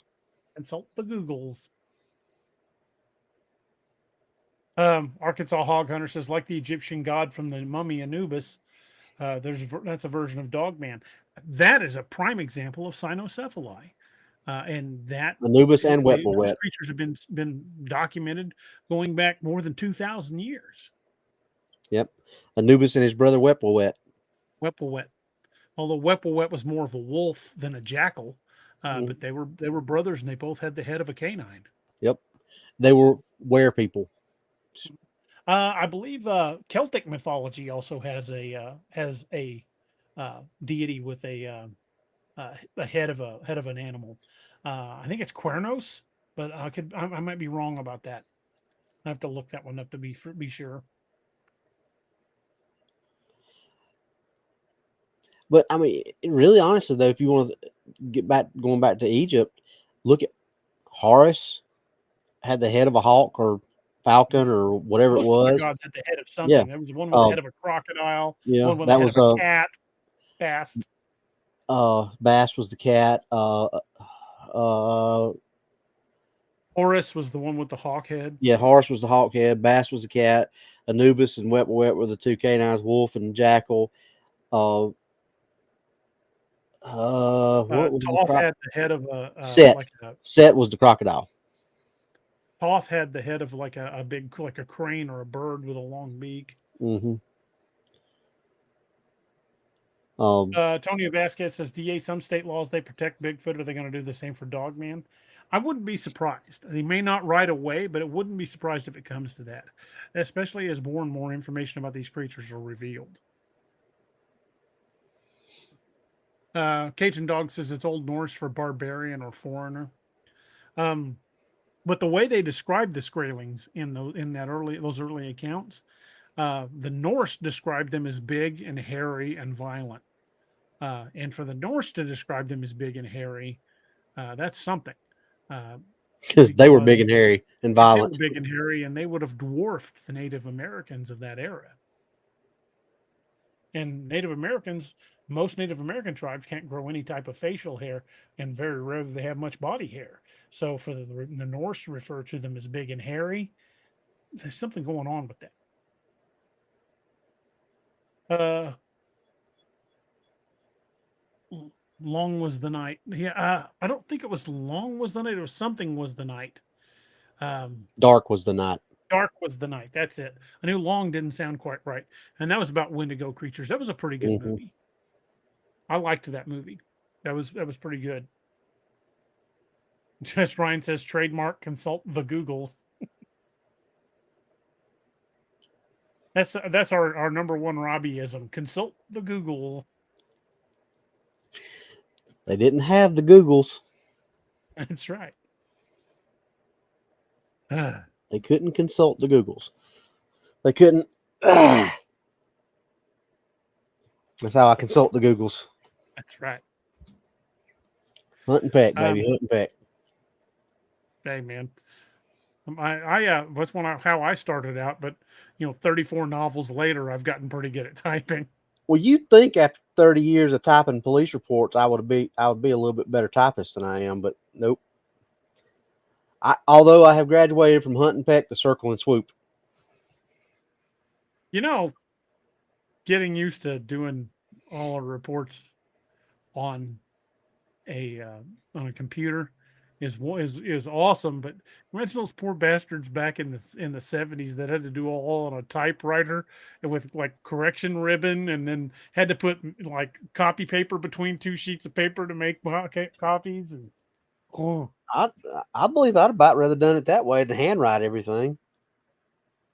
Because handwriting might be on something. But I'm gonna tell you what, I would rather handwrite it than those old dot matrix printers that we used to have when we first started putting them on the computer, and you had to put that thing in there and line it up just right and make sure and just pray that you had it, so that it would go on the first instant line and not middle ways of both.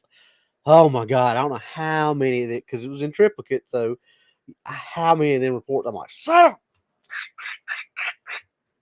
Made in the USA is right. Howl was a good movie. Yeah.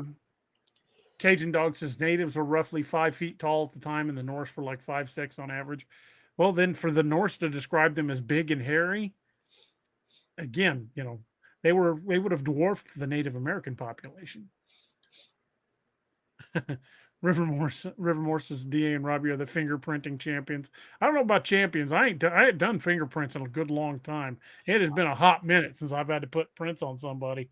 I used to, you worked in the county though, so when you was on the road for the county, you got to drop them off in the jail.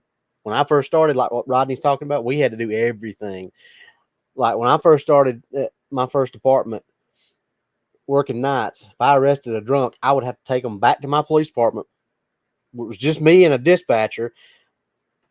Some drunk that might be wanting to fight and whatever. I had to take them back and fingerprint them and photograph them and do all that paperwork, and then recuff them, put them back in my car, and take them up to the jail in the county or in the next city. Mrs. Boone says, remember mimeographs? I remember getting those, and you would always have to smell it because it always had such a wild smell to it. And the old printers that had the big handle that you just rolled everything, had all that black ink on it where you had to roll it across. Yep.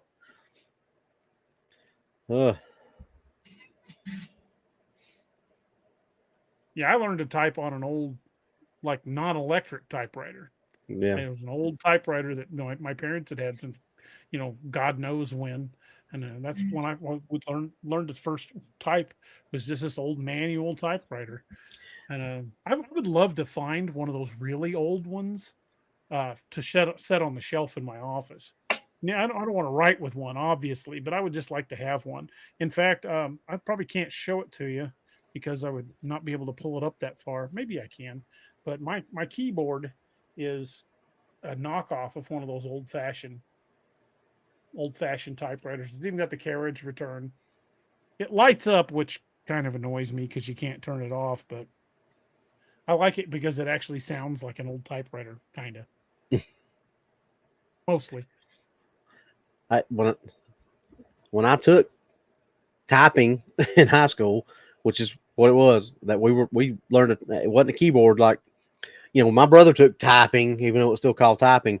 It was typing on a keyboard on a computer. When I took typing, it was typing on a typewriter with paper that you had to. Yeah, I took a typing class in high school, and it was an electric one. Yeah. One of those where you could lay a pencil on one of the keys, and smack the key, and it'd shoot the pencil off across the room. Yeah. I found that out. Miss Miles didn't like me. Sonny, you probably remember Miss Miles. Roxanne says, I'm old then. The electric typewriter was something new back when I was in high school. Yeah, I remember when we got our first electric typewriter. And then shortly after I got out of the Army, I got my first actual word processor. And that was kind of fun to write on. It was basically just an oversized typewriter with memory storage. In the days of the dial-up internet when that first came out. Yeah. Well, we thought we were something when that first came out. Oh yeah. That take you 5 minutes to get online. Kids don't know how good they got it. Yeah. To get online to get in them stupid chat rooms wouldn't for nothing. Absolutely nothing. Nobody had any kind of thought about what they were actually saying. It was just, hey, we can get on, we can say this stuff. Yeah. Download a song, and it took like 45 minutes, but you had that song. Yep.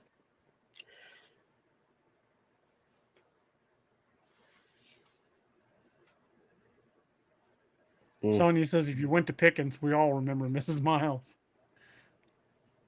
Yep. She did not like me. We got a bunch of flea markets in our area, and every time we go to one, I look for one of those old. I mean, I'm hoping it doesn't have to work.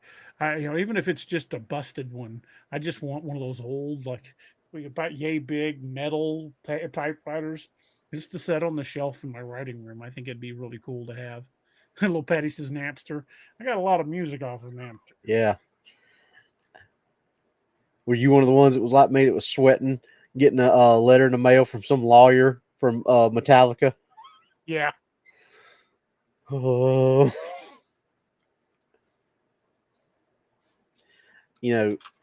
That dang near killed Metallica because there's a lot of people that were Metallica fans that quickly became not Metallica fans, and they stopped selling a lot of albums because of that, which is why that lawsuit kind of lost its steam, because when Metallica pulled out, nobody else was big enough to keep it running, and it just kind of faded into the sunset. Yep. I believe it, Sonia. She's talking about Miss Miles. She said she didn't even like her own family.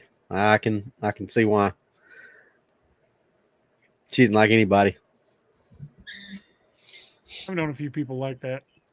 Of course, I'm not saying that me and Kyle Porter sit back there and launch pencils at the blackboard while she was teaching. Cajun Dog says LimeWire. Yeah, I remember LimeWire and BearShare and Pirate Bay and a bunch of those sites where you could download music.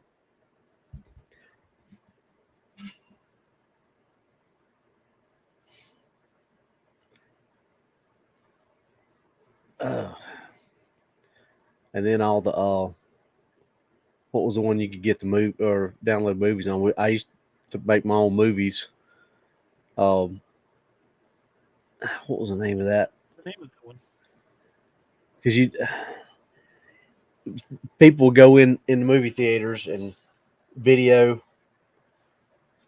the new release movies, and you could get on. And I can't remember the name of that website, but you could get on it. It's called something.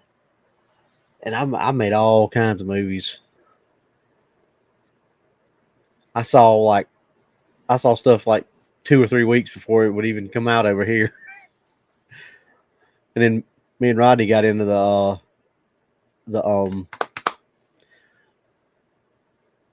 the satellite cards, doing the satellite cards, having the computers that did all that stuff. Agent Dog, he remembers Pirate Bay. Roxanne says, my mom has an early 1900s typewriter. It's old, but in mint condition. Plus, my dad worked on old manual typewriters. That's really cool. Those are great pieces of history. And as a writer, I want to get one of those old. Just like I said, I don't necessarily need it to write on it. I just want it, kind of that bit of history. Because that's when I first started banging out my first really, really crappy short stories when I was a kid. It was on one of those old typewriters. Kazaa, yeah, just Ryan, TV Portal. Yeah, there were a bunch of those.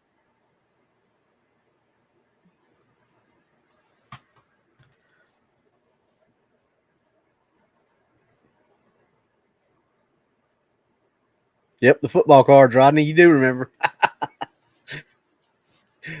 Oh, there was a time me and Rodney would be at work, and that's all we were talking about was, did you get the new card loader? Yeah, got it. Okay, how many cards we got to do this time?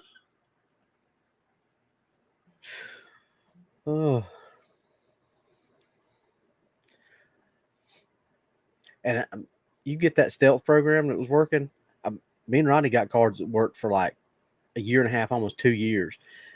And all of a sudden they figured everything out and bam, then you get them to work for sometimes a month to be on the, but most of the time it was like a week or a couple of days at best. Wyatt, thanks, man. If you see anything, let me know. Let me know how much they want for it. I think I still have a couple of my old MP3 players. I still got my my iPod. Mrs. Moon's really dusting out the oldies. Commodore 64. Man, I played a lot of video games on Commodore 64s. Yeah. I remember the old Pong game, though. I thought when my dad got that, I thought it was amazing. You know, just that line. There's 2 lines just slid up and down the screen with that little square ball. Boing, boing. Rivermore says, DA and Robbie, there's a bloke in the chat was yarning along with David Blaylock. Jeff went to sleep. I heard the bell sound on Greg's propane. I could hear it from down under. Yeah, I remember him telling that story. Yeah. Because he talks about you heard that. I'm like, what was that?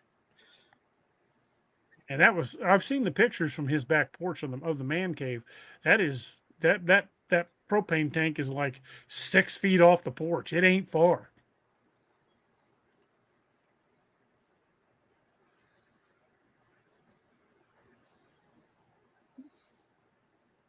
Jay, have a good night, man. We're going to be starting to wind things down anyway, but I think we did pretty well covered the topic, even though we digressed from it for a while. Did we expect anything different? No, definitely not. In fact, if we managed to stay on topic, it'd probably be not us. No.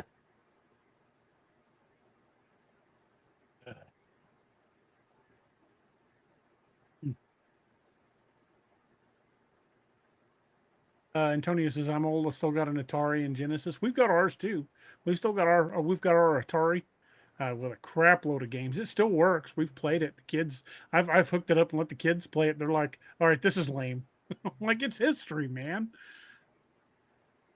Oh, I've got one of those it looks like a little miniature Super Nintendo, but it's got like all the Atari games and all the Super Nintendo games and all the original Nintendo games and all that stuff. I'm like, and my son's the same way. He's like, "What do you want that for, Dad?" I'm like, "Because that's what I grew up with." We've got a stand-up arcade cabinet in our living room that my son Nick bought, and it's loaded with all those old classic games. Once in a while, I'll get on there and play the hell out of Donkey Kong. In fact, if you turn it on and went in there and looked at it right now, all of the top scores on Donkey Kong are all mine. Why have you not told me that thing works any time that I've been to your house? We could have been in there playing that. I could have been challenging your top scores on. I played me some Donkey Kong. Next time you're in town, man, I know what I'm doing next time. It's on like Donkey Kong. Got like 1,000 games on it. It came with a bunch, but it was upgradable, and Nick installed a whole bunch more games on it. I mean, like all the games that we played at the old arcades are on that thing. I mean, there are just a ton of games on it. My two favorite are Donkey Kong and Donkey Kong Jr. I had the little small Donkey Kong Jr. game. Remember those little small tabletop ones? I had that. I had the little small. She's got one of those out in the garage, but it's Cubert. I never really got into Cubert. To me, it was counterintuitive because it seemed like if you wanted it to go that way and you pushed that way, it would jump backwards, and I'd always jump off of that. I'm like, I can't deal with it. The controls were never really good on that game.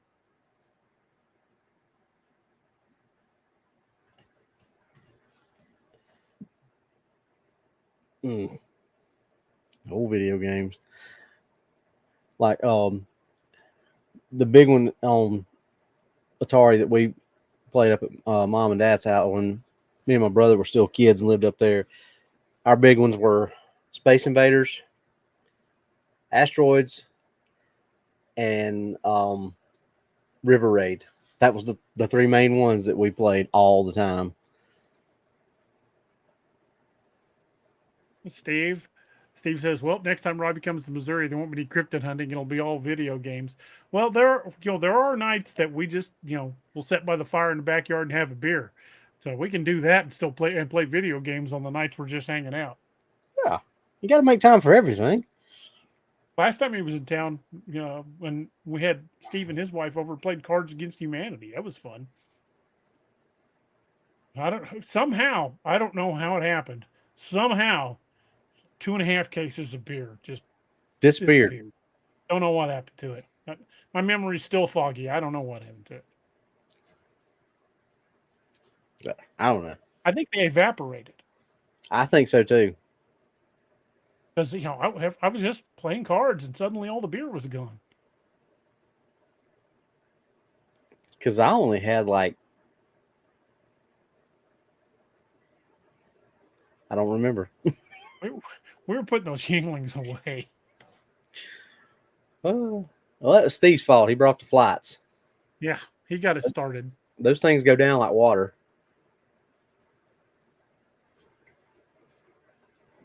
Sonia, they would talk about duck hunt. I used to play the hell out of duck hunt. Oh yeah, I remember when duck hunt come out.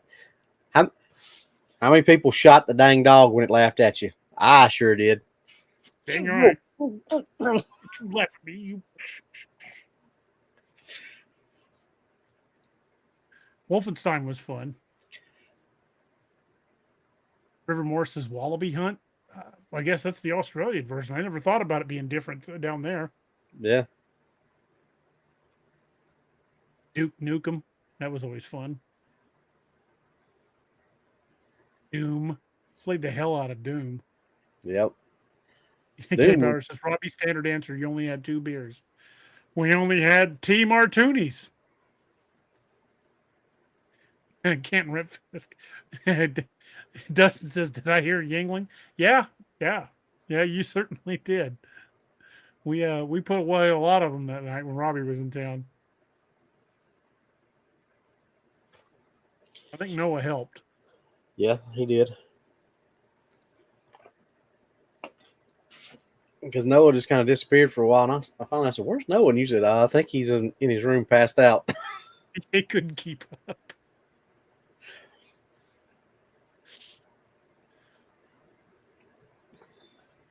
Couldn't hang with the big dogs. Nope. Yeah. He was not a Robbie Wrangler that night. No, he was ready for bed. Thankfully, he didn't have to wrangle me that night because I wasn't chasing cryptids. Northwood says, what about playing Pac-Man while waiting on your order at Pizza Hut? Dude, they had those tabletop games that you could set at and play. Mm-hmm. Or the pizza place in Lebanon had Miss Pac-Man and Galaga on those little tabletop games you played head-to-head with somebody. Yep. We played the shit out of those things. I like Galaga. Going to a Pizza Hut or a pizza joint, that was an experience. Mm-hmm. I mean, pizza was great. You had those awesome like red plastic cups. Yeah, man, those were great, good music on the jukebox. We got screwed in one easily. We had Galaga on one side, but the other side was that stupid Joust game, and I never could get that. I always liked Joust. Joust I hate that. It was right on that stupid ostrich, and I never could get it to. If I ever got it flying, it would just start zooming across the stream at a. Because you built up too much speed, man. Yeah, and I'm like, and I'd fly right into somebody, and I was like, nah, screw it, I don't like this game. It's just like, you remember Dragon Slayer when it came out? That game was hard. Yeah, everybody's like, oh, this is the most awesome, amazing game ever, and all this. Well, the graphics were incredible for its day. But I never could get that thing to work. Oh, I sucked at it. I spent a lot of money in it, but I never got good at it. That's on that cabinet we got. They had it at Showbiz Pizza. I can't tell you how many hundreds of dollars I probably put, or hundreds of tokens I probably put into that thing. Never could get it to work. My dad sit back, because that was one of the things when I go to my dad's every other weekend. I guess we're going to Showbiz, ain't we? I said, yep, let's go. So let me rephrase that. I don't know how many hundreds of tokens my dad put into that. And he found out, son, you sure you don't want to go try to play something else? No, I want to figure this out. Yeah, man, them were the days, man. Yep. You go to Pizza Hut now, and it's nothing like it was when I was a kid. No. There were a couple of those left here in Springfield until like the last few years, but it still just wasn't quite the same. But yeah, they finally shut down the last of the old school Pizza Huts like in the last 5 years. Yeah, I mean, we still got Pizza Hut here, but it's not. It's like, it's like a Domino's or a Papa John's. Yeah. I mean, there's nowhere if you just Pizza Huts that are in town now. I don't even think you can eat in. No. You just order or deliver, or pick it up or delivery. I remember Mutant Football League, Randall. Mm-hmm. I remember playing the hell out of the 4-player Teenage Mutant Ninja Turtles too. I was just getting ready to say, me and my brother used to play, and my cousin used to play the Teenage Mutant Ninja Turtle game.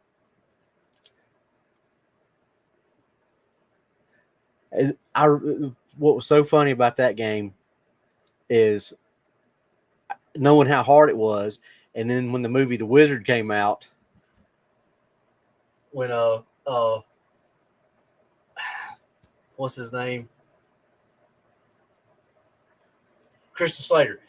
He's in the room with his dad, and he wakes up. What are you doing? He's like, I got to. And I'm like, how many times have I looked like that? Oh yeah. But we weren't out causing trouble. We were playing video games. Could have been a lot of worse things we could have been doing at that age. Yeah. Mortal Kombat was another good one. Street Fighter. Yeah. Oh, I loved Street Fighter on the Super Nintendo. Mm-hmm. Street Fighter and Killer Instinct were my two favorite scroll fighters on Super Nintendo. There was a dinosaur fighting game that my boys had on the Nintendo 64. There was that was Primal Rage. Yeah, Primal Rage. I had that too. Very good. My boys beat my ass so bad on that game. I couldn't win to save my life. Getting my butt kicked by kids that are 7 years old. Learn the hard way. Never play competitive video games against my kids. Yeah. They will destroy you. But we're kind of in that unique time frame where we were alive for the whole birth and growth of video games. I love to think about that, about thinking about Pong, the first video game, and what it is, and now games we play with Bigfoot and things like that. How far in relatively short amount of time. Dude, I'm telling you, if we'd have had Left 4 Dead when I was 12 years old, I would have had nightmares from it. Oh my gosh. Oh, Don, I'm bringing a good one out. Afterburner. I loved that game. Especially after Top Gun came out, we would all pretend we were Maverick. Mm-hmm. Afterburner. Yeah, Afterburner was the one you played in that was the big arcade game. Now I think it finally came out on console later on, but Top Gun was the one you got on the or on the regular Nintendo, but Afterburner was the one when you went to the arcade, you got to sit in the cabinet. There was a helicopter one like that too. I think it was called Choplifter or Yes, Chopper Command. When you sat in it, you could actually control it and it would move around. Choplifter, I think, is the one you're thinking about. That was the cabinet, and Chopper Command was one of Activision's biggest games on the Atari, because we had that. I remember Chopper Command. When you sat in, you could actually control it, and it would move the chair and rotate. That was a badass game. Well, I remember when I was an adult, but House of the Dead was one of those that you sat in, and it had the rumble seat and all that stuff, and you going through and shooting the zombies like you were shooting them out of the Jeep. And games like that are fun. Yeah. And here we have completely and totally left the entire rail station again. Elvis has left the building. We found another kryptonite. Video games. Yep. Street Fighter's another good one, Sonya. Next time you're in town, though, we're going to have us a Donkey Kong off. Playing some head-to-head Donkey Kong.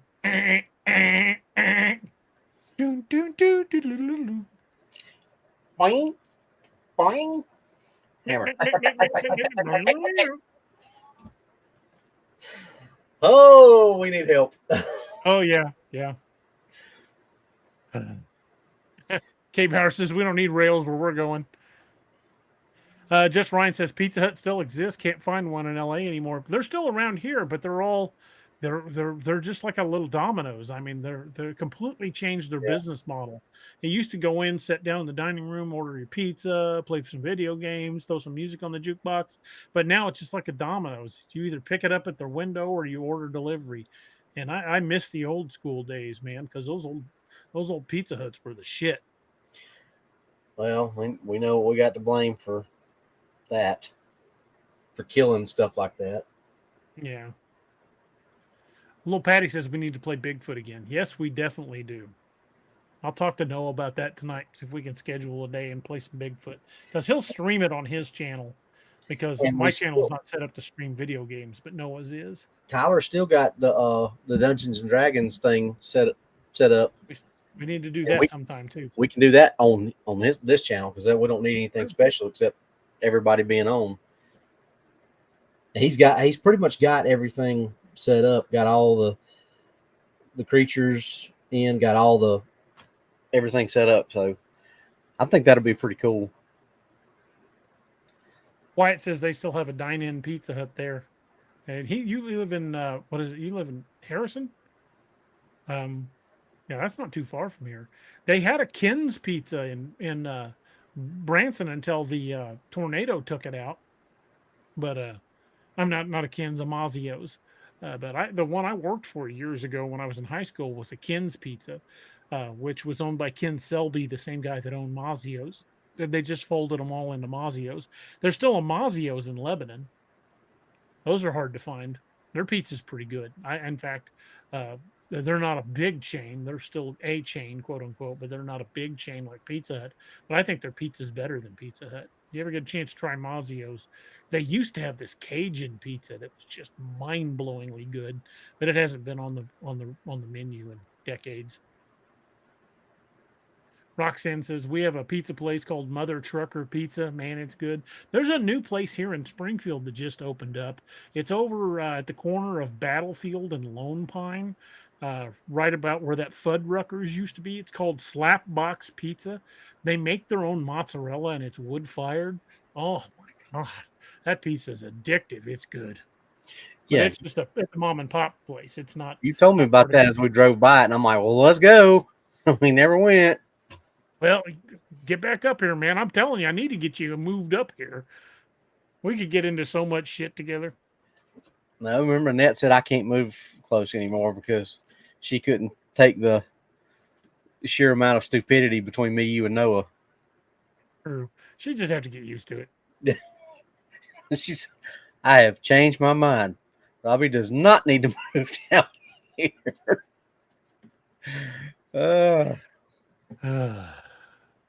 Steve Patton says Godfathers. Sonia mentioned CC's. Yeah, we got they used to have a CC's here in town. I think it went out. Godfathers is okay. I mean, it's not, like not my favorite, but it's pretty good. I tell you, and this is the craziest thing. Annette doesn't generally like pizza, like from Domino's or anything like that. She likes those little frozen Totino's pizzas. Those are her favorite. I mean, they're all right. I mean, but as frozen pizzas go, they're not my favorite. But she just absolutely loves those things.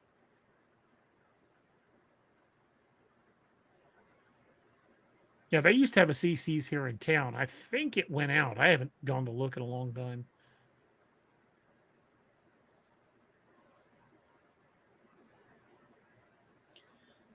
They still have a Fuddruckers down at Branson, I believe. They make good burgers. They had a buffalo burger and an elk burger. Both were very good, Clark. Very nice, Clark. It's really nice, Clark. Noah says we still have a CC's. I thought it went out. We haven't eaten there in God knows how long it's been since we've eaten there. But I'm surprised it's still there because the quality had gone way down the last time we did eat there.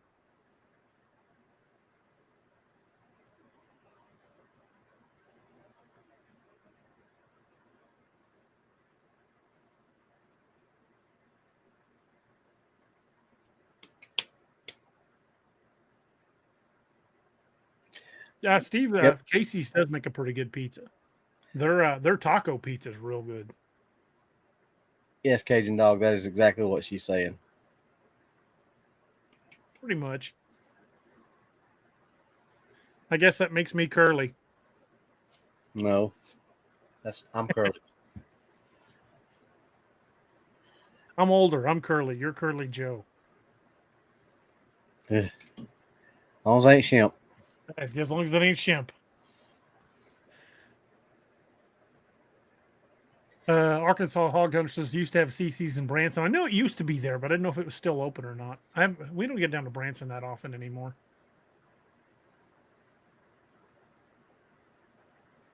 A Bauer says ain't nothing wrong with a Tombstone pizza. I like Jack's. Jack's Pizza is the frozen pizzas. They have a Mexican pizza that's pretty good if you put it in a toaster oven, get the crust really good and crispy. It's pretty tasty. Jack's, Tombstone, Red Baron. Okay. DiGiorno makes some good frozen. I like their stuffed crust. For the DiGiorno's got a pretty good one. They sell a box of DiGiorno's at Sam's. That's pretty damn good. It's like a thick crust, pretty tasty pizza. Steve says, "Damn, now I want pizza." Yeah, I do too. I'm gonna have to go in and cook those. Yeah, we probably got to start winding things down. I need to get a few things done around the house, but G&W. Arkansas says Casey's used to have a barbecue brisket pizza. Yeah, I remember that. That was pretty good too. But they're to me, Casey's best pizza is that taco pizza. It's really good. Well, we've been, not a sponsor. Any of those pizza places, not a sponsor. So yeah, you don't have to tell them we sent you. Sponsor some chunky guys that like to talk about food. That was a line.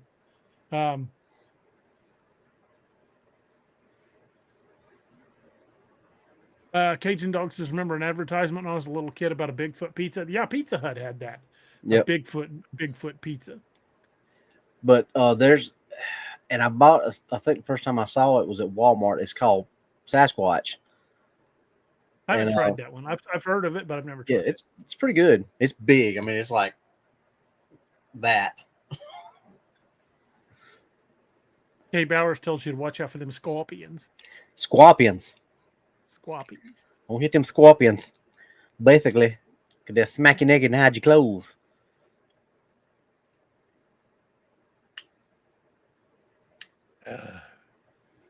Your Dusty Rhodes impression is so spot on. Well, because I grew up listening to the man, I learned how to talk like the man, if you will. So basically, my Dusty Rhodes is spot on because that's what I grew up watching, if you understand what I'm saying. The American Dream. Robbie Raines.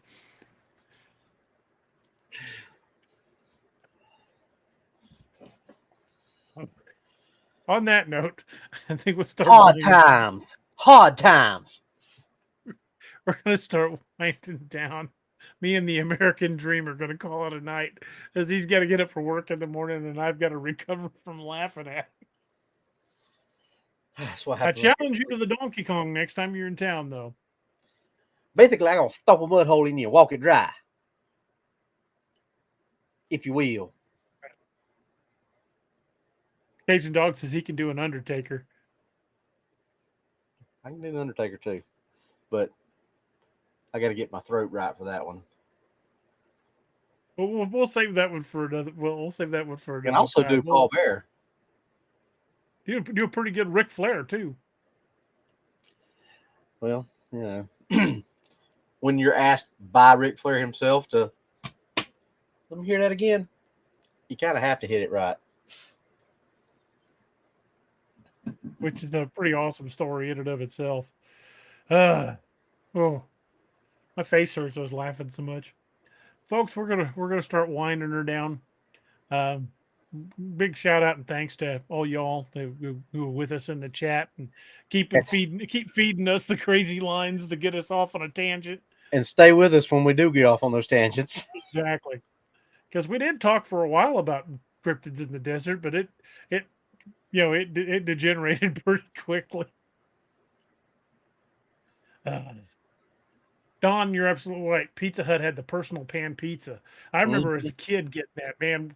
That thing would come out to you at about 7 million degrees, still in the pan. Woo! 4 little slices of awesome. But anyway, we're gonna wind things down once again, folks. Again, remember the 22 a Day Foundation. We lose 22 veterans a day to suicide, and that's 22 too many. Reach out to your friends and family, your loved ones that have served in any capacity in any uniform. Let them know you care about them. Let them know you think about them, because that might be what keeps them off the edge. And let's all do our part and remember those we care about. Try to get that 22 down to 0. Which is where it should be. So let them know you're thinking about them. Let them know you care. And we're going to wind the show up.